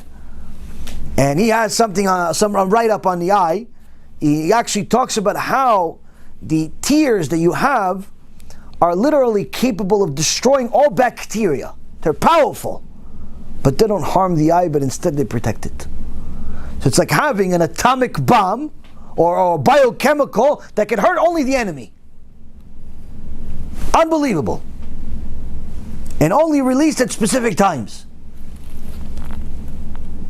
The membranes clean the lens at very high speed without reducing the quality of pictures taken by the camera. Instead of using a single membrane covering the whole lens, the camera's designer deliberately placed two membranes, one at the bottom and one at the top of the lens. The membranes sweep up and down respectively, meeting in the middle at the extension of their stroke. This allows them to open and close very fast, cleaning the entire lens at very high speed. The specially designed lubrication system ensures that the lens operates with a constant supply of fluid, which also ensures that the lens can move smoothly from side to side at the same time that it's cleaned. Even the tiniest particle of dust or dirt entering the lens environment is removed immediately. The membrane and lubrication system provides the camera with the ability to work in all weathers, even during a sandstorm. The membranes automatically close to any necessary position and can seal the lens hermetically if required. Ever wonder how amazing it is when, if you're, let's say, for example, running and some bug flies in your eye, but somehow your eye closed right at the right time? How did it know? You didn't even see the bug until it was already in your eye, but you saw it and it's right in the right last minute, you caught it with your eyelids. How? That's how sophisticated it is. If large quantities of dirt enter the system, they are detected by the lubrication system sensors without any specific human intervention. They pump in more lubrication fluid, which completely washes away the dirt, leaving the lens as clean and clear as before. One of the most impressive achievements of this super camera is its ability to take three-dimensional photographs. This advanced capability is achieved by combining two independent filming systems, each of which has all the capabilities of the system already described. The special computer used to process the pictures receives the images from both the lenses within a fraction of a second. Designated software processes the pictures and combines them together into a single three-dimensional picture within milliseconds. It's important to realize that this super camera is no more than 2.5 centimeters in diameter, and both lenses are permanently located in the most sophisticated creation on earth, and they are called the eyes. So this is in a sefer that we give out as part of our KIRUV package. It's called Science Comes of Age by Rabbi Zamir Cohen. If you want to buy the KIRUV package, or for your friend or for yourself, it's on our website. This book is one of the books that's in it. If you just want the book, then it's better off you just buy it online on Amazon or some other bookstore, but it's going to be called a different name. It'll be called The Coming Revolution by Rabbi Zamir Cohen. The point being, Rabotai, is that when a person realizes and thinks about what I just read, or hears it several times to understand the magnitude of the creation, but not even the entire creation of the universe. You don't have to go so big and so far. Not even the creation of the whole world. You don't have to go so big and so far. Not even the whole creation of the Jewish people. You don't have to go so big and so far. Not even the whole you. You don't have to go so big. Start with something small. Your eye. You realize the perfection of this eye, and you realize it is impossible that this eye came from a happenstance by itself. Now the atheist among us will say, why not? Why can't the eye, after so many tries of evolution, come together? Well, let's see. My Rav told me, look at this. If you ask any normal human being, be they a scientist or not, if I took a jar of ink and I dipped a feather in it. You know, they used to write with a feather. I dipped a feather in it and I dropped a trickle. Instead of writing, I dropped a trickle on a piece of paper. What are the chances that that trickle of the ink will go in exact design of the letter Aleph in Hebrew? Or A, whatever letter you want. What are the chances? You don't have to answer. It's not happening. But the scientists will tell you, oh, it's 1 in a gazillion bazillion. Okay, meaning it's possible that if I take this drop of ink, that after doing it a gazillion bazillion times, it'll eventually look exactly like the Aleph. Now, I'm not talking about looks like the Aleph, but it really is like, looks like a monkey too. I'm talking about exactly the Aleph that's in the Sefer Torah, the Ashuri script. After I do it, I drop this little piece of ink on a piece of paper a gazillion bazillion times, it'll eventually look like the Aleph in the Sefer Torah. Right, Mr. Scientist? Yes, for sure. Okay, let's see. What are the chances that if I take another drop and drop it right next to that Aleph, that Aleph, that drop is going to be bet? Bet like it's in the Torah. He's going to tell you a gazillion bazillion times. No, it cannot be a gazillion bazillion times. Why? It has to be more. It has to be more. Why it has to be more? Because as soon as I drop it the first time, and it's not that, it's not bet, it's some nothing, I got to start all over with the Aleph again. I got to erase the Aleph, start again. It cannot be first one success, second one failure, but just keep going. No. It has to be continuous success. It has to succeed the second one, even if the first one took a gazillion bazillion times to succeed, whatever you want, no problem. The second thing has to succeed on the first shot. Or else I have to start all over in the beginning. Which means that the second one is not going to be, it's either first shot or it's a gazillion, bazillion times. To no end. And then what if I want to complete the word HaBa? Aleph, Bet, and Aleph again. Don't give me a Bet, don't give me a Gimel. I want an Aleph Dafka. How many times is it going to be? Let's say the first two succeeded. He's going to tell you, no, come on, leave me alone. It's never going to happen. It's never going to happen. It's never going to happen to spell the word Abba. But you're saying that 134 million cells could just happen to succeed 100% of the time to make your eye, with 7 million of them making the color and 127 with the black and white. I'm not talking about the entire human being, or needless to say, the brain, which is the most sophisticated of all creation. I'm talking about the eye that delivers the information to it. Has to have 134 million successes 100% of the time. No rational human being will ever say, yeah, this just happened to be. Which means, Rabotai, that anyone that doesn't actually believe that it just happened to be created through evolution, but rather chose it. Chose not to believe. Because even Darwin said, until today, the eye always gives me a cold shiver. Meaning, no matter how many times I explained evolution and survival of the fittest and all of these theories that people have manipulated for the last couple of 100 years, which have nothing to do with Darwin anyway, he himself says, I'm full of it. Why? I don't even understand the eye. Needless to say, I understand the creation. So, you see, Rabotai, the beginning stages of a person connecting to HaKadosh Baruch Hu is to know that you're not going to understand the Creator, because to understand Him you have to be Him. You're also not going to understand the entire creation either.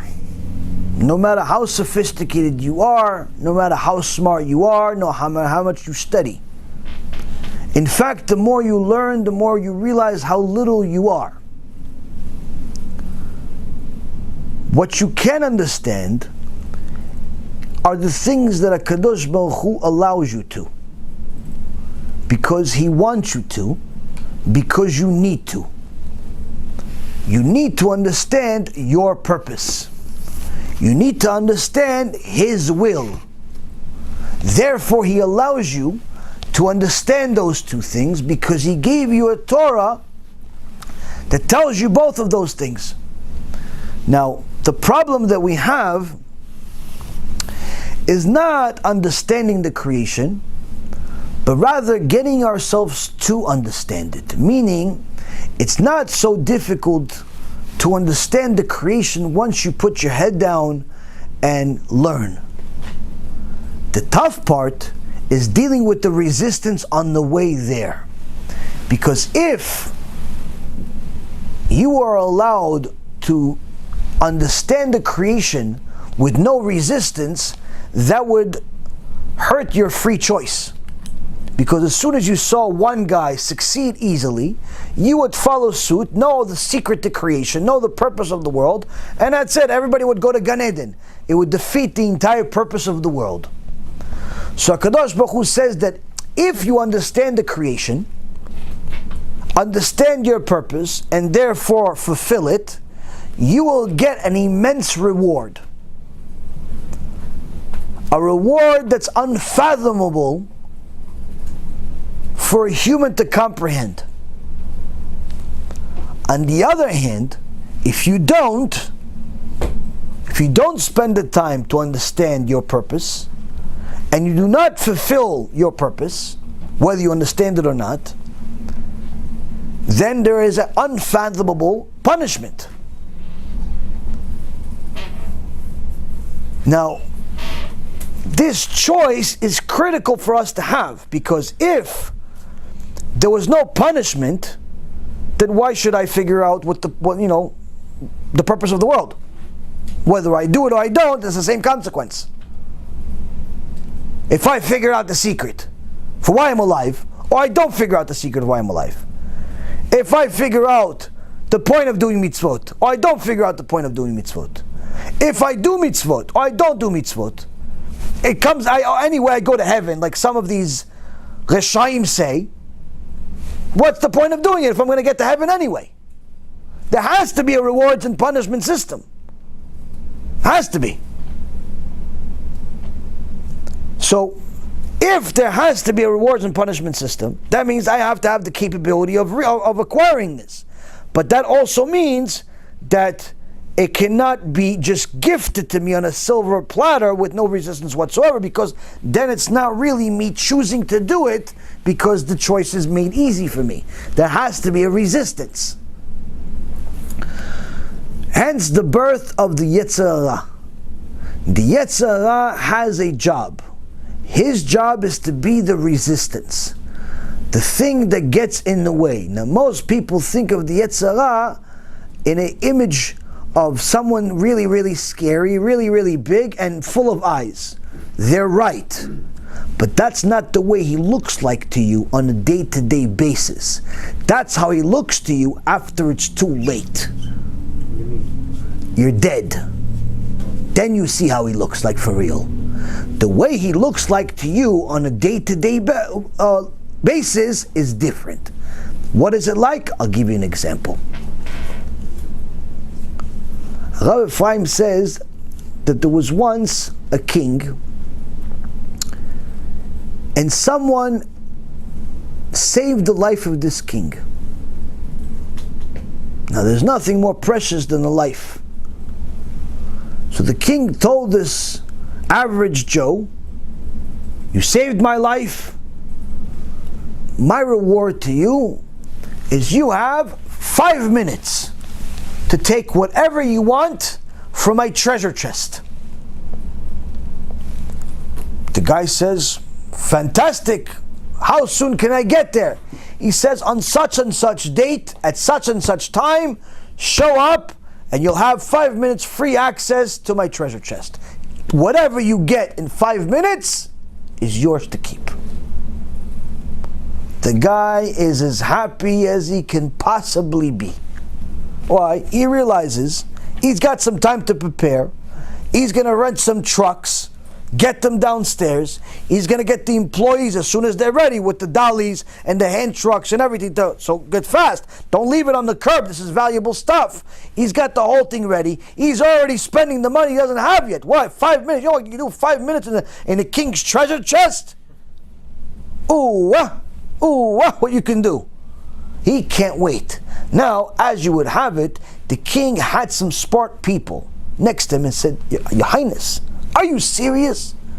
What did you just do? Do you know how much he can take from the treasury in 5 minutes? Especially since you gave him preparation of a couple of weeks. The king says, yeah, now I think about it, but listen, the king says the king has to do. I can't change my mind. What do you, smart advisor, what do you suggest? So the advisor says, I got an idea. I'm going to track him, everything that he does for the next 2 weeks. Figure out everything he likes. See what he likes, see what he doesn't like. And I got this from here. The king says, you got it. That's your job, you go do it. So this advisor follows this Joe, sees, he likes this, he likes that, no problem. On the day comes the big day to collect. The guy shows up with the trucks. You guys wait down here. I'm going to go up. The clock starts. You guys be ready. Okay, we're ready. Okay, listen, your pay depends on it. I'm not going to give you a tip if you're not ready. Okay, we're ready. They start calling him Your Highness because they're already counting the money that he's going to get. He goes up the stairs. Okay, Your Highness, how are you? Thank you very much for giving me this gift. You know, my family and my family's family and my family's family for 10 generations are all thanking you for this, even if they weren't born yet. But thank you for these 5 minutes, Your Highness. The king says, you got it. King says, king does. Go for it. It's down the hall all the way at the end. You make a right, you make a left. It's over there. Clock starts now. The guy starts running. All of a sudden, he hears this music. Oh, it's music. Wait, where does this music come from? Well, it's not regular music. It's the music of the greatest artist in the world that he likes. It's his favorite Beethoven. It's his favorite Bach. It's his favorite, what is this? And suddenly he sees the walls opening and the artist himself, the musician himself comes out. He goes, hi, Joe, how are you? I heard you like my music. He goes, I can't believe you're here too. Because just for you I'm here. Wow, yeah, a selfie. Let's do a selfie together. So a selfie. He takes a selfie, goes, okay, I gotta go. A minute was killed. Spent a minute. Killed. He starts running. I just wasted a minute, but it's a good musician though, after all. I got 4 minutes, no problem. I got 4 minutes. Starts, all of a sudden, walls open again. He starts smelling all of this aroma of beautiful smells of the food he likes. And he sees the famous chef he's always seen on television and commercials come out. Hey, Joe, how are you? Look at the cakes and the steaks and the lasagnas I made for you. Come have a bite. Come on, you're going to let this go. He goes, you know what? I can't just let this go. The chef showed up all the way from France just for me. Let me have a bite. Another minute burned. He goes, okay, I got to go. Thanks, chef. Go. He goes, all of a sudden the walls open. He gets closer, but the walls open. He sees all these theatrics, Circus Soleil, Circus Gehenom, Circus Kafakela comes out. They're jumping, they're doing all types of things. Wow, look at the tights on these people. Shem Yishmor, what's going on? Wow, the beautiful people. Okay, I gotta go. Another 35, 40 seconds left. And then right when he's about to get to the gate, he sees a slew of beautiful women come out and call his name. Oh, Joe, Joseph, my darling, we're here for you. And he looks at them and he looks at every part of their body and he imagines all types of garbage in his head. Hashem Yishmor v'yatzil, and he realizes, I can't believe this. I only have 30 seconds left. Get out of my way, lady! And he jumps into the treasure chest. But he only has 30 seconds left. And he just grabs a few things that he can get, hand in his hands. He can't go downstairs and back upstairs. Whatever he can get in his hands, he gets a couple of diamonds, and he gets pulled out by the bodyguard. Amaleki, 400 pounds full of muscles. Hey, Joe, it's over. Yeah, but I'm not finished. You're finished. What you got is what you got. Joe is upset. Joe is embarrassed. Joe shows up home like it's Tisha B'Av. His wife, his darling wife, who didn't know what type of things Joe was doing, was expecting Joe to show up with 20 trucks full of stuff. She realizes Joe showed up with his tustus, with his little motorcycle that's not really a motorcycle, and no bags and no carriage and no nothing. She says, what happened, Joe? He takes out of his pocket this little bag and he says, here, take this. She starts cursing him and his mother and his father and everything. He goes, what did you do, you bum? You had 5 minutes at the treasure chest. This is what you got. These 2 stones. What are we going to do with these stones? I'm going to throw them at you. What are you going to do with these stones, you imbecile? You loser. You no good this and you no good that. Joe can't even defend himself. What are you going to say? I was looking at girls. I went to the circus. My favorite chef that I see on TV showed up. Or better yet, I listened to some music. What's she going to tell him? You could have bought all of them if you just spent 1 minute in the treasure chest. But the woman says, listen, I knew you were a loser when I married you. What can I do? Let's at least take this to the shop and see what they're worth. They go to the shop. They open the little baggie and they put the chest, put the stones on the table, and the jeweler's eyes almost fall out. So, wow, where did you get these stones? These are at least $1 million each. Joe passes out. Now they wake up Joe with a couple of slaps, which his wife has been wanting to give him for already a few days. And she says to him, wake up, why are you passing out? Why didn't you pass out when you got them? He says, you don't understand. These were the smallest stones in the treasure chest. There were stones the size of footballs. There were stones the size of footballs inside there if I only spent an extra few seconds to get them. And he has to live this in his, yeah, you got a few million. But what's that, a few million, if you had billions available to you?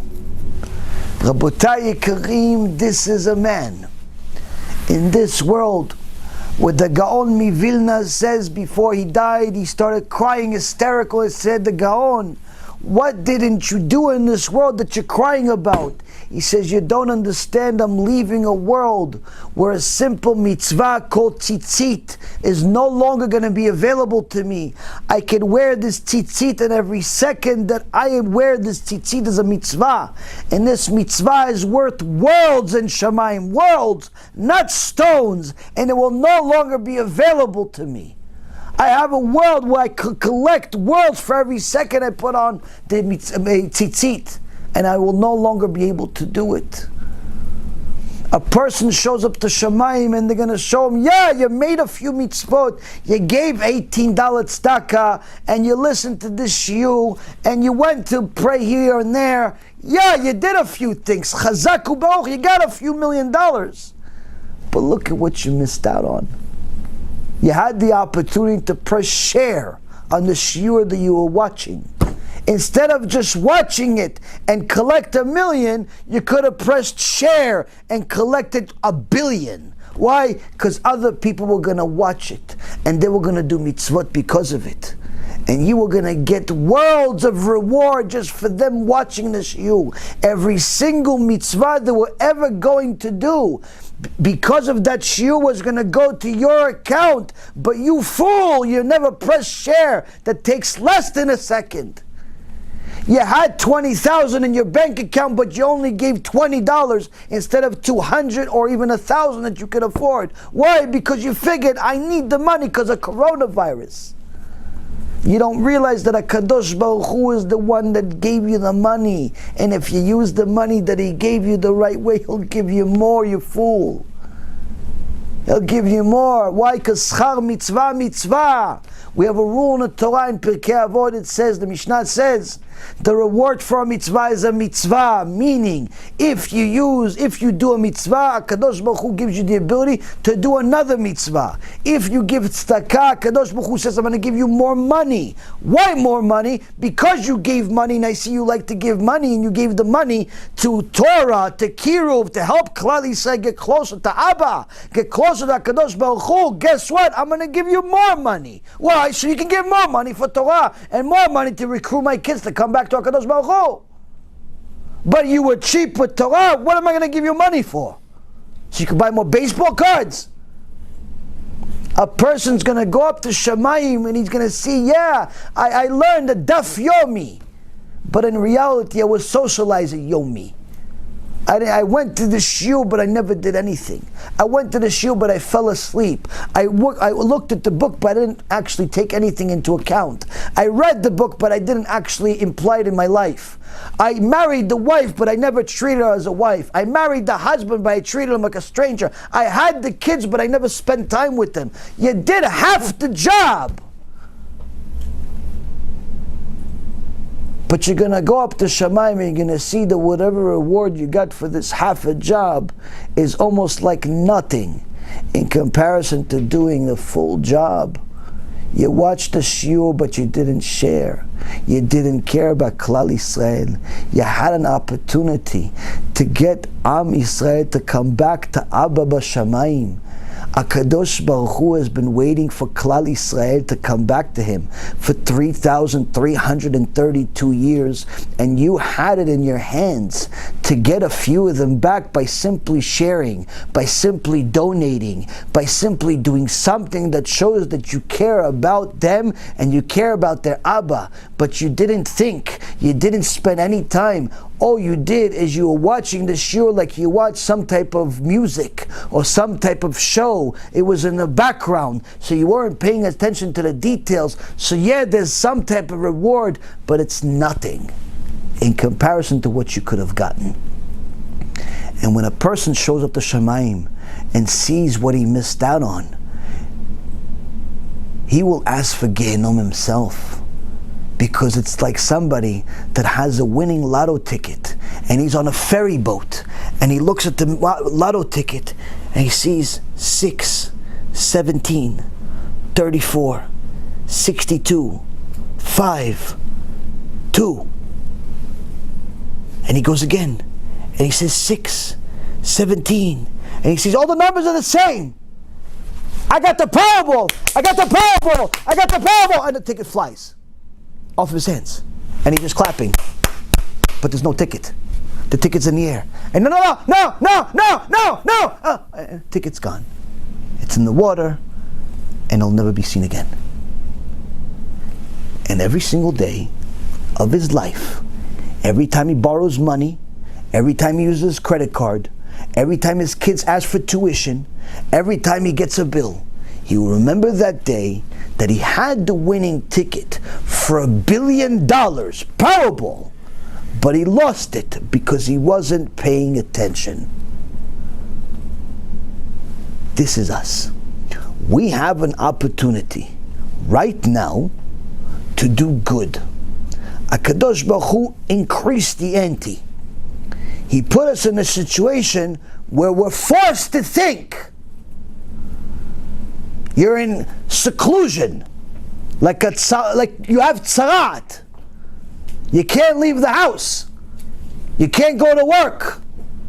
You can't do anything except think. What's the point of my life? Why am I here? What's the point? I'm going to leave this world after 50, 60, 70, 80, 90, 120 years, still don't know the point. I don't know the Chumash even. I don't know the Gemara. Never finished the Shas even once. Never finished the Shulchan Aruch. Never know what a Musar book is. Don't even know how to be married. Only know how to be divorced. Know how to have kids, but not to be a father to them. Know how to get married, but not how to be a husband. Know how to be a wife. Know how to cook, but he doesn't know how to be the other way. What do I know? What do I do? I made money, but I don't know how to spend it. I know how to spend it, but I don't know how to use it. What'd you do? What'd you do in this world?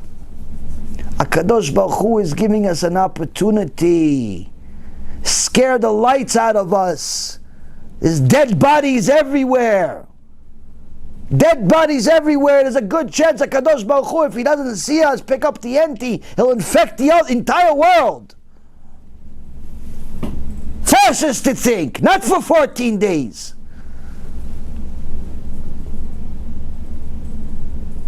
Force us to think, what's the point? Why are you here? What are you going to do when you're finished? What are you going to do when the seclusion is done? You're going to just go back to work like nothing? What'd you change? You're still going to walk around immodest, lady? HaKadosh Baruch Hu put you in seclusion so no one can see you. And what are you doing? Making videos of yourself immodest? You're sinning even when you're in seclusion?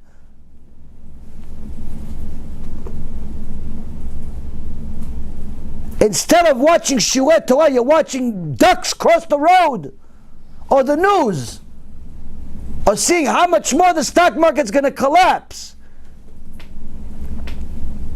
What's the purpose of life? Get a purpose to your life. Use this. Use this. Use this opportunity. Don't be the guy with the lotto ticket in his hand. Coronavirus can be a lotto ticket if you find the truth. But it could also be a virus that kills you if you don't take advantage of it. And you're going to have to live this for eternity, where HaKadosh Baruch Hu is going to say to you, what do you want? I put you in seclusion for 2 weeks. And when you didn't get the point, I put you in seclusion for 2 months. And when you didn't get the point, I put you in seclusion for an entire year. I ruined the entire world just so you could keep Shabbat. And you still didn't get the point. Just so you could buy some modest clothes, you still didn't get the point. Just so you could learn some Torah, you still didn't get the point. The rabbi sent you the lecture to your phone. You still didn't get the point. He made movies for you, so it's entertaining Torah also. You still didn't get the point. What else do you want? Rabotai, it's time we take advantage of the time that HaKadosh Baruch Hu gave us. Use it. Use it to think about what's my point in life. Don't be one of those people that's going to go up to Shamayim like this poor person that went to the king's treasure after he wasted almost the entire 5 minutes after cake and after some girls and after some music and after some food. Don't waste your time going up to Shamayim. Hashem says, where's your Olam HaBa? You have a homeless Olam HaBa. Why? You spent it eating, you spent it chasing girls, you spent it listening to music, you watched all the music videos in the world, you watched all the cooking channels in the world, you know everything about the news and everything about sports, but nothing about Hashem. You have 24 hours in a day and you spent 10 minutes learning Torah. You have an opportunity to do KIRUV and get Am Yisrael to do TeShuva, but you spent all your money on nothing. Why? Why be that person? Use this opportunity to take advantage of it. Learn Torah. Wake up, learn Torah. Throughout the day, learn Torah. At night, learn Torah. Use the opportunity. Use the time you have. Certain things you need to do to take care of the day, take care of the day, no problem. Take care of your day, take care of your work, take care of your marriage, take care of whatever you need to take care of. But have designated times that you're going to learn the point of life. And get your entire family on board. And if they don't want to go on board, do it anyway by yourself. Why? Because the reality is, Rabotai, this is the ticket. This is the ticket. This is the ticket for all of us. Don't force Hashem's hand to make it worse.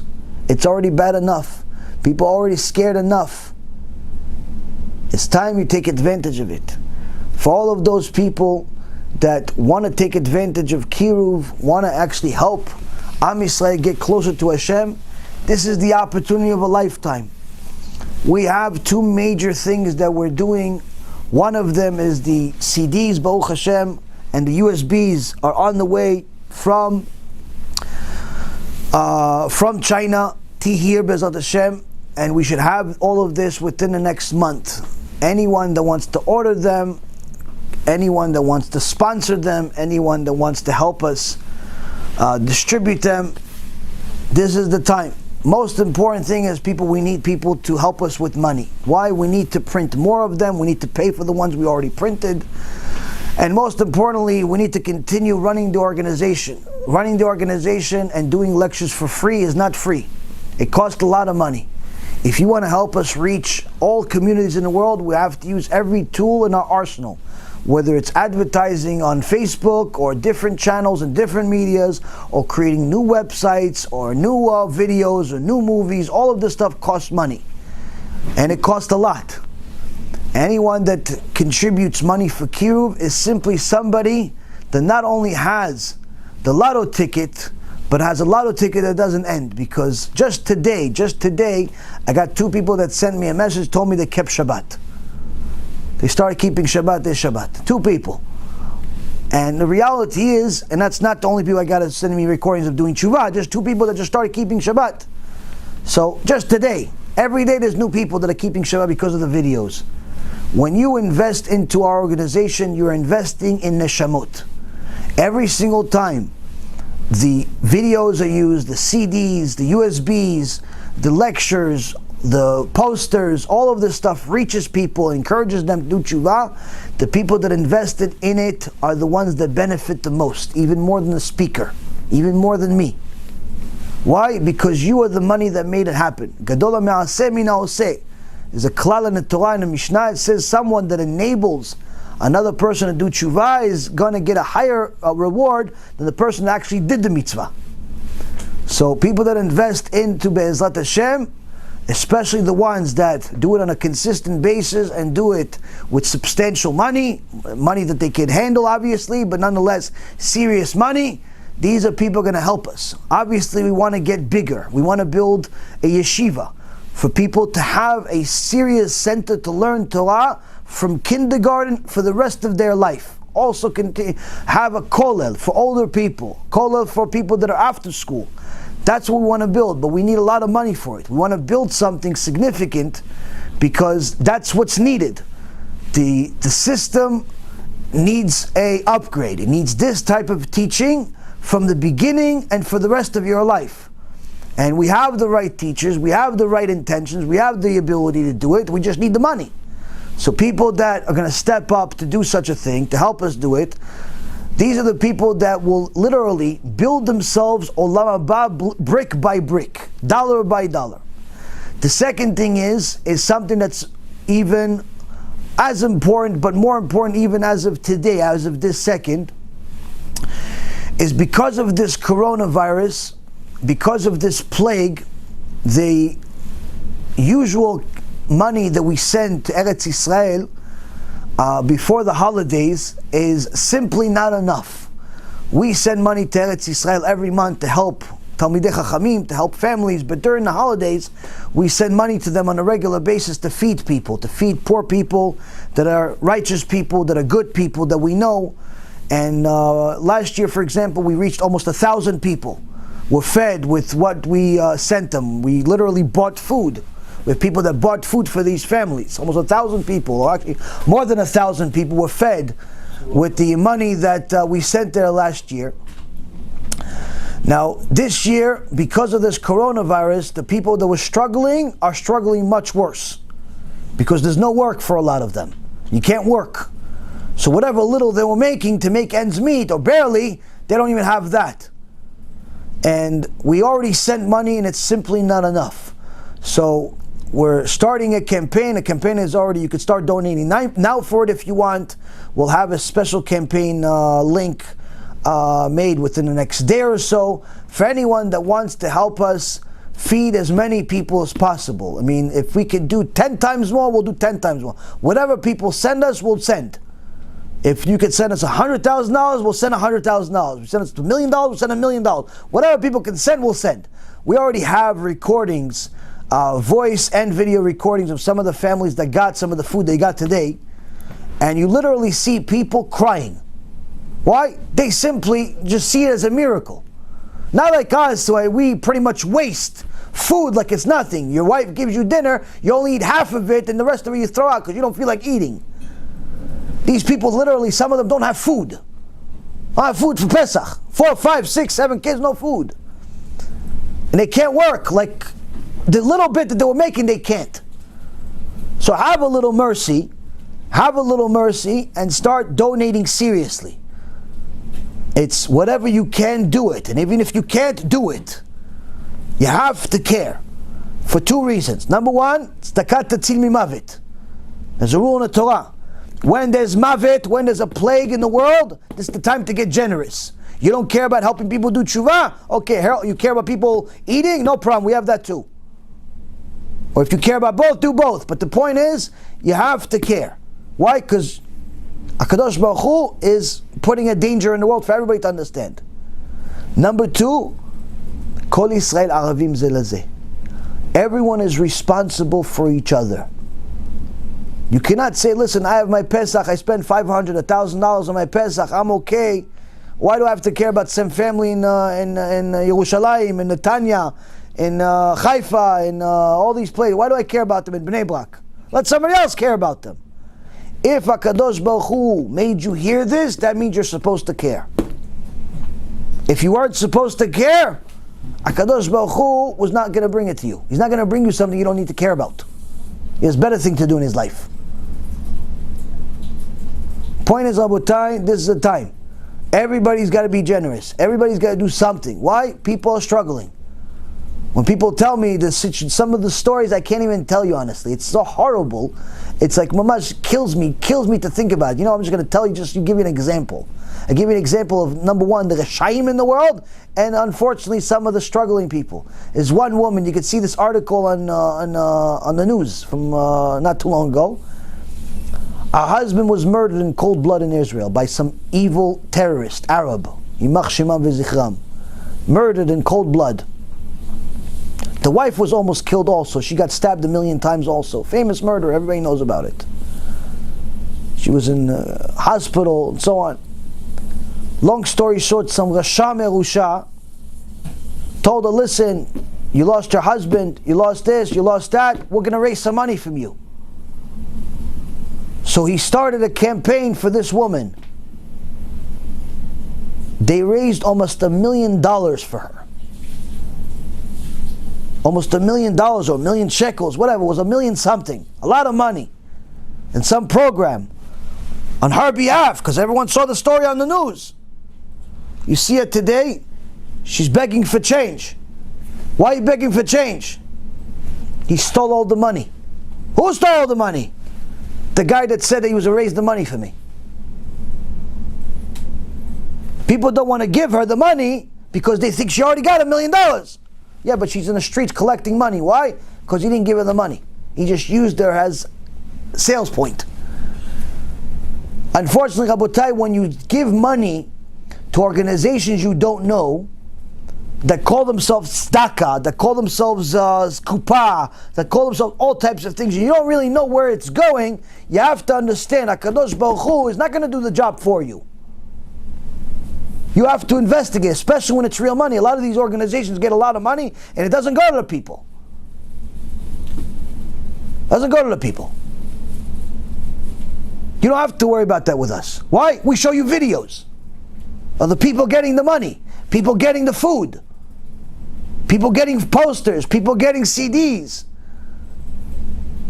That's what we show people. One time a kid came to me in Canada, said, yeah, listen, people are asking questions, listen, how come he left Wall Street? Maybe he's making more money with donations. I said, you know what, let me ask you, let me answer your question before you continue. He goes, what do you mean? So here's my phone. I showed him my phone. He goes, here's my bank. I have $1,800 in it, and I got 17 of it today. There you go. That's what I have in my bank. There you go. For all those people, I think I make millions off of this.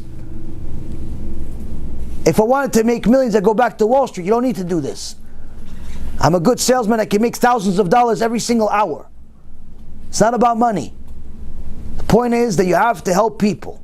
If you don't help people, Hashem will find somebody else to do it. He doesn't need you to help anybody. But He wants you to do it. Why? Because He wants to give you the merit. He wants to give you the reward. People need to understand right now is a time, there's a deen in the world on Am Yisrael, there's a deen in the world, in the entire world. This is the time where people need to wake up, both with their actions as far as spirituality and their actions when it comes to materialism. If you have a $20,000, $30,000 watch in your hand, but your tzedakah is $200, you should know, in Shamayim, they're not going to like that so much. They're not going to like that so much. You got a $50,000, $100,000 car in your driveway, and that's only your second car, your weekend car. But your tzedakah is $100, they're not going to like it in Shamayim. Why? That's not what HaKadosh Baruch Hu gave you the money for. No one says that you have to live like you're homeless and work for everybody else. You're allowed to enjoy your money, no problem. But you have to understand, there's a reason why HaKadosh Baruch Hu gives people money. It's not just for them to enjoy it. You have to help people that need, especially at a time like right now when people can't even help themselves even if they want. But you have to check, you have to double check where's the money going. It has to go to reliable people and reliable sources. I'm sorry, people ask me all the time, can you publicize my campaign? Can you publicize my campaign? I already told you guys some time ago, I don't publicize anybody anymore except ourselves. Reason why? Because of these frauds that I'm finding out more and more of. There's too much donation fraud in the world. Too many reshaim, that as soon as they see money, they forget God. They don't care that the woman has kids, she doesn't even have food to feed them. She don't care. Today she got money for Pesach, she started crying. She started blessing Irgun Be'ezrat Hashem, our organization, like we're Mashiach or something. For what? For a few $100s? It's busha v'chirpa that we have people like this in the world. When you have billionaires in the world that don't even know what to do with their money. But we can't worry about the billionaires. We have to worry about ourselves. Every person needs to understand you have a responsibility. Right now it's Pesach. There's more expenses than usual. People are not able to work. People are not able to have a Pesach. It's not right for us to have a good Pesach and them not have a good Pesach. All the people that we reach out to, we know them directly or indirectly. We're not just sending it to some kupa and hope for the best. We have the pictures of the baskets, pictures of the people, voice recordings in one of them, video recordings in many of them, and so on. Why? Because we want to make sure that your money is going to the right place. We already sent a bunch of money over there, but it's not enough. It's not enough. It's not enough. Why? There's more people this year. More people. And not for nothing, a lot of people need the mitzvot. One of these kofrim came to Rabbi Akiva and said to him, if Hashem likes Am Yisrael so much, how can we make poor people? Rabbi Akiva answers him with a straight face. He says, to save us from Gehenom. Save us that have money from Gehenom. Why? We need the mitzvot. So he made them poor so we can give them, and we're not going to go to Gehenom for all of our sins. Yeah, but you keep Shabbat, Rabbi Akiva. Yeah, I keep Shabbat. Yeah, but you learn Torah. Yeah, I learn Torah. And you're still going to go to Gehenom? If I don't give tzedakah, I'm going to go to Gehenom. Why? I had and he didn't, and I didn't care. You don't have to feed yourself. It's a different story. You're patur. Give $1, you're finished. But if you have, you can't let other people not have. It's not right. The more you have, the more you're obligated to give. The more you have, the more you're obligated to give. Somebody that dies with $100 million, they're going to get punished for every dollar they didn't give. Why? Nobody needs $100 million. So please, this is a time to give. But don't tell me, when is this campaign till? It's immediately. Why? We got to try to give the money out within the next couple of days so we can buy the goods, or give them the money to buy the goods within the next week, because Pesach is within 2 weeks. We don't give me on like Pesach Eve and say, is this going to count as a mitzvah? No, it's not going to count as a mitzvah. It'll count as a mitzvah when we give it eventually. It's not going to count as a mitzvah for Pesach. I can't give it to them on Pesach Eve. They don't have the money. Yeah, I'll give it to them on Chol HaMoed, but We need it now. We need now. We need the people to wake up now. Don't wait for last minute like many people did for Purim. They give it to me on Purim day. Is this okay now? For who? Yeah, but for next year's Purim. But to make sure that people are okay, we gave it ahead of time for certain people, and we gave more than what we got because we realized that there may be more money coming in. The point is, Rabotai, please, don't make Hashem force you to give. It's important that we realize that the Creator is in charge of all creation, is in charge of the money too. In charge of the money too. When we realize it, it makes it much easier to realize other things. Be'ezrat Hashem will continue the shurim throughout this Magifa to bring more Kedusha to the world, to bring more people closer to Hashem, to bring more people to do tshuva, to do mitzvot, to get chizuk, to understand our purpose in the world, to understand why we're here not only individually but also as a nation, and Be'ezrat Hashem bring nachat to Borei Barach, so He could only bring us blessings and not curses, good and not bad, Olam HaBa of heaven and not chas v'shalom otherwise. Baruch Adonai le'olam, Amen ve'amen.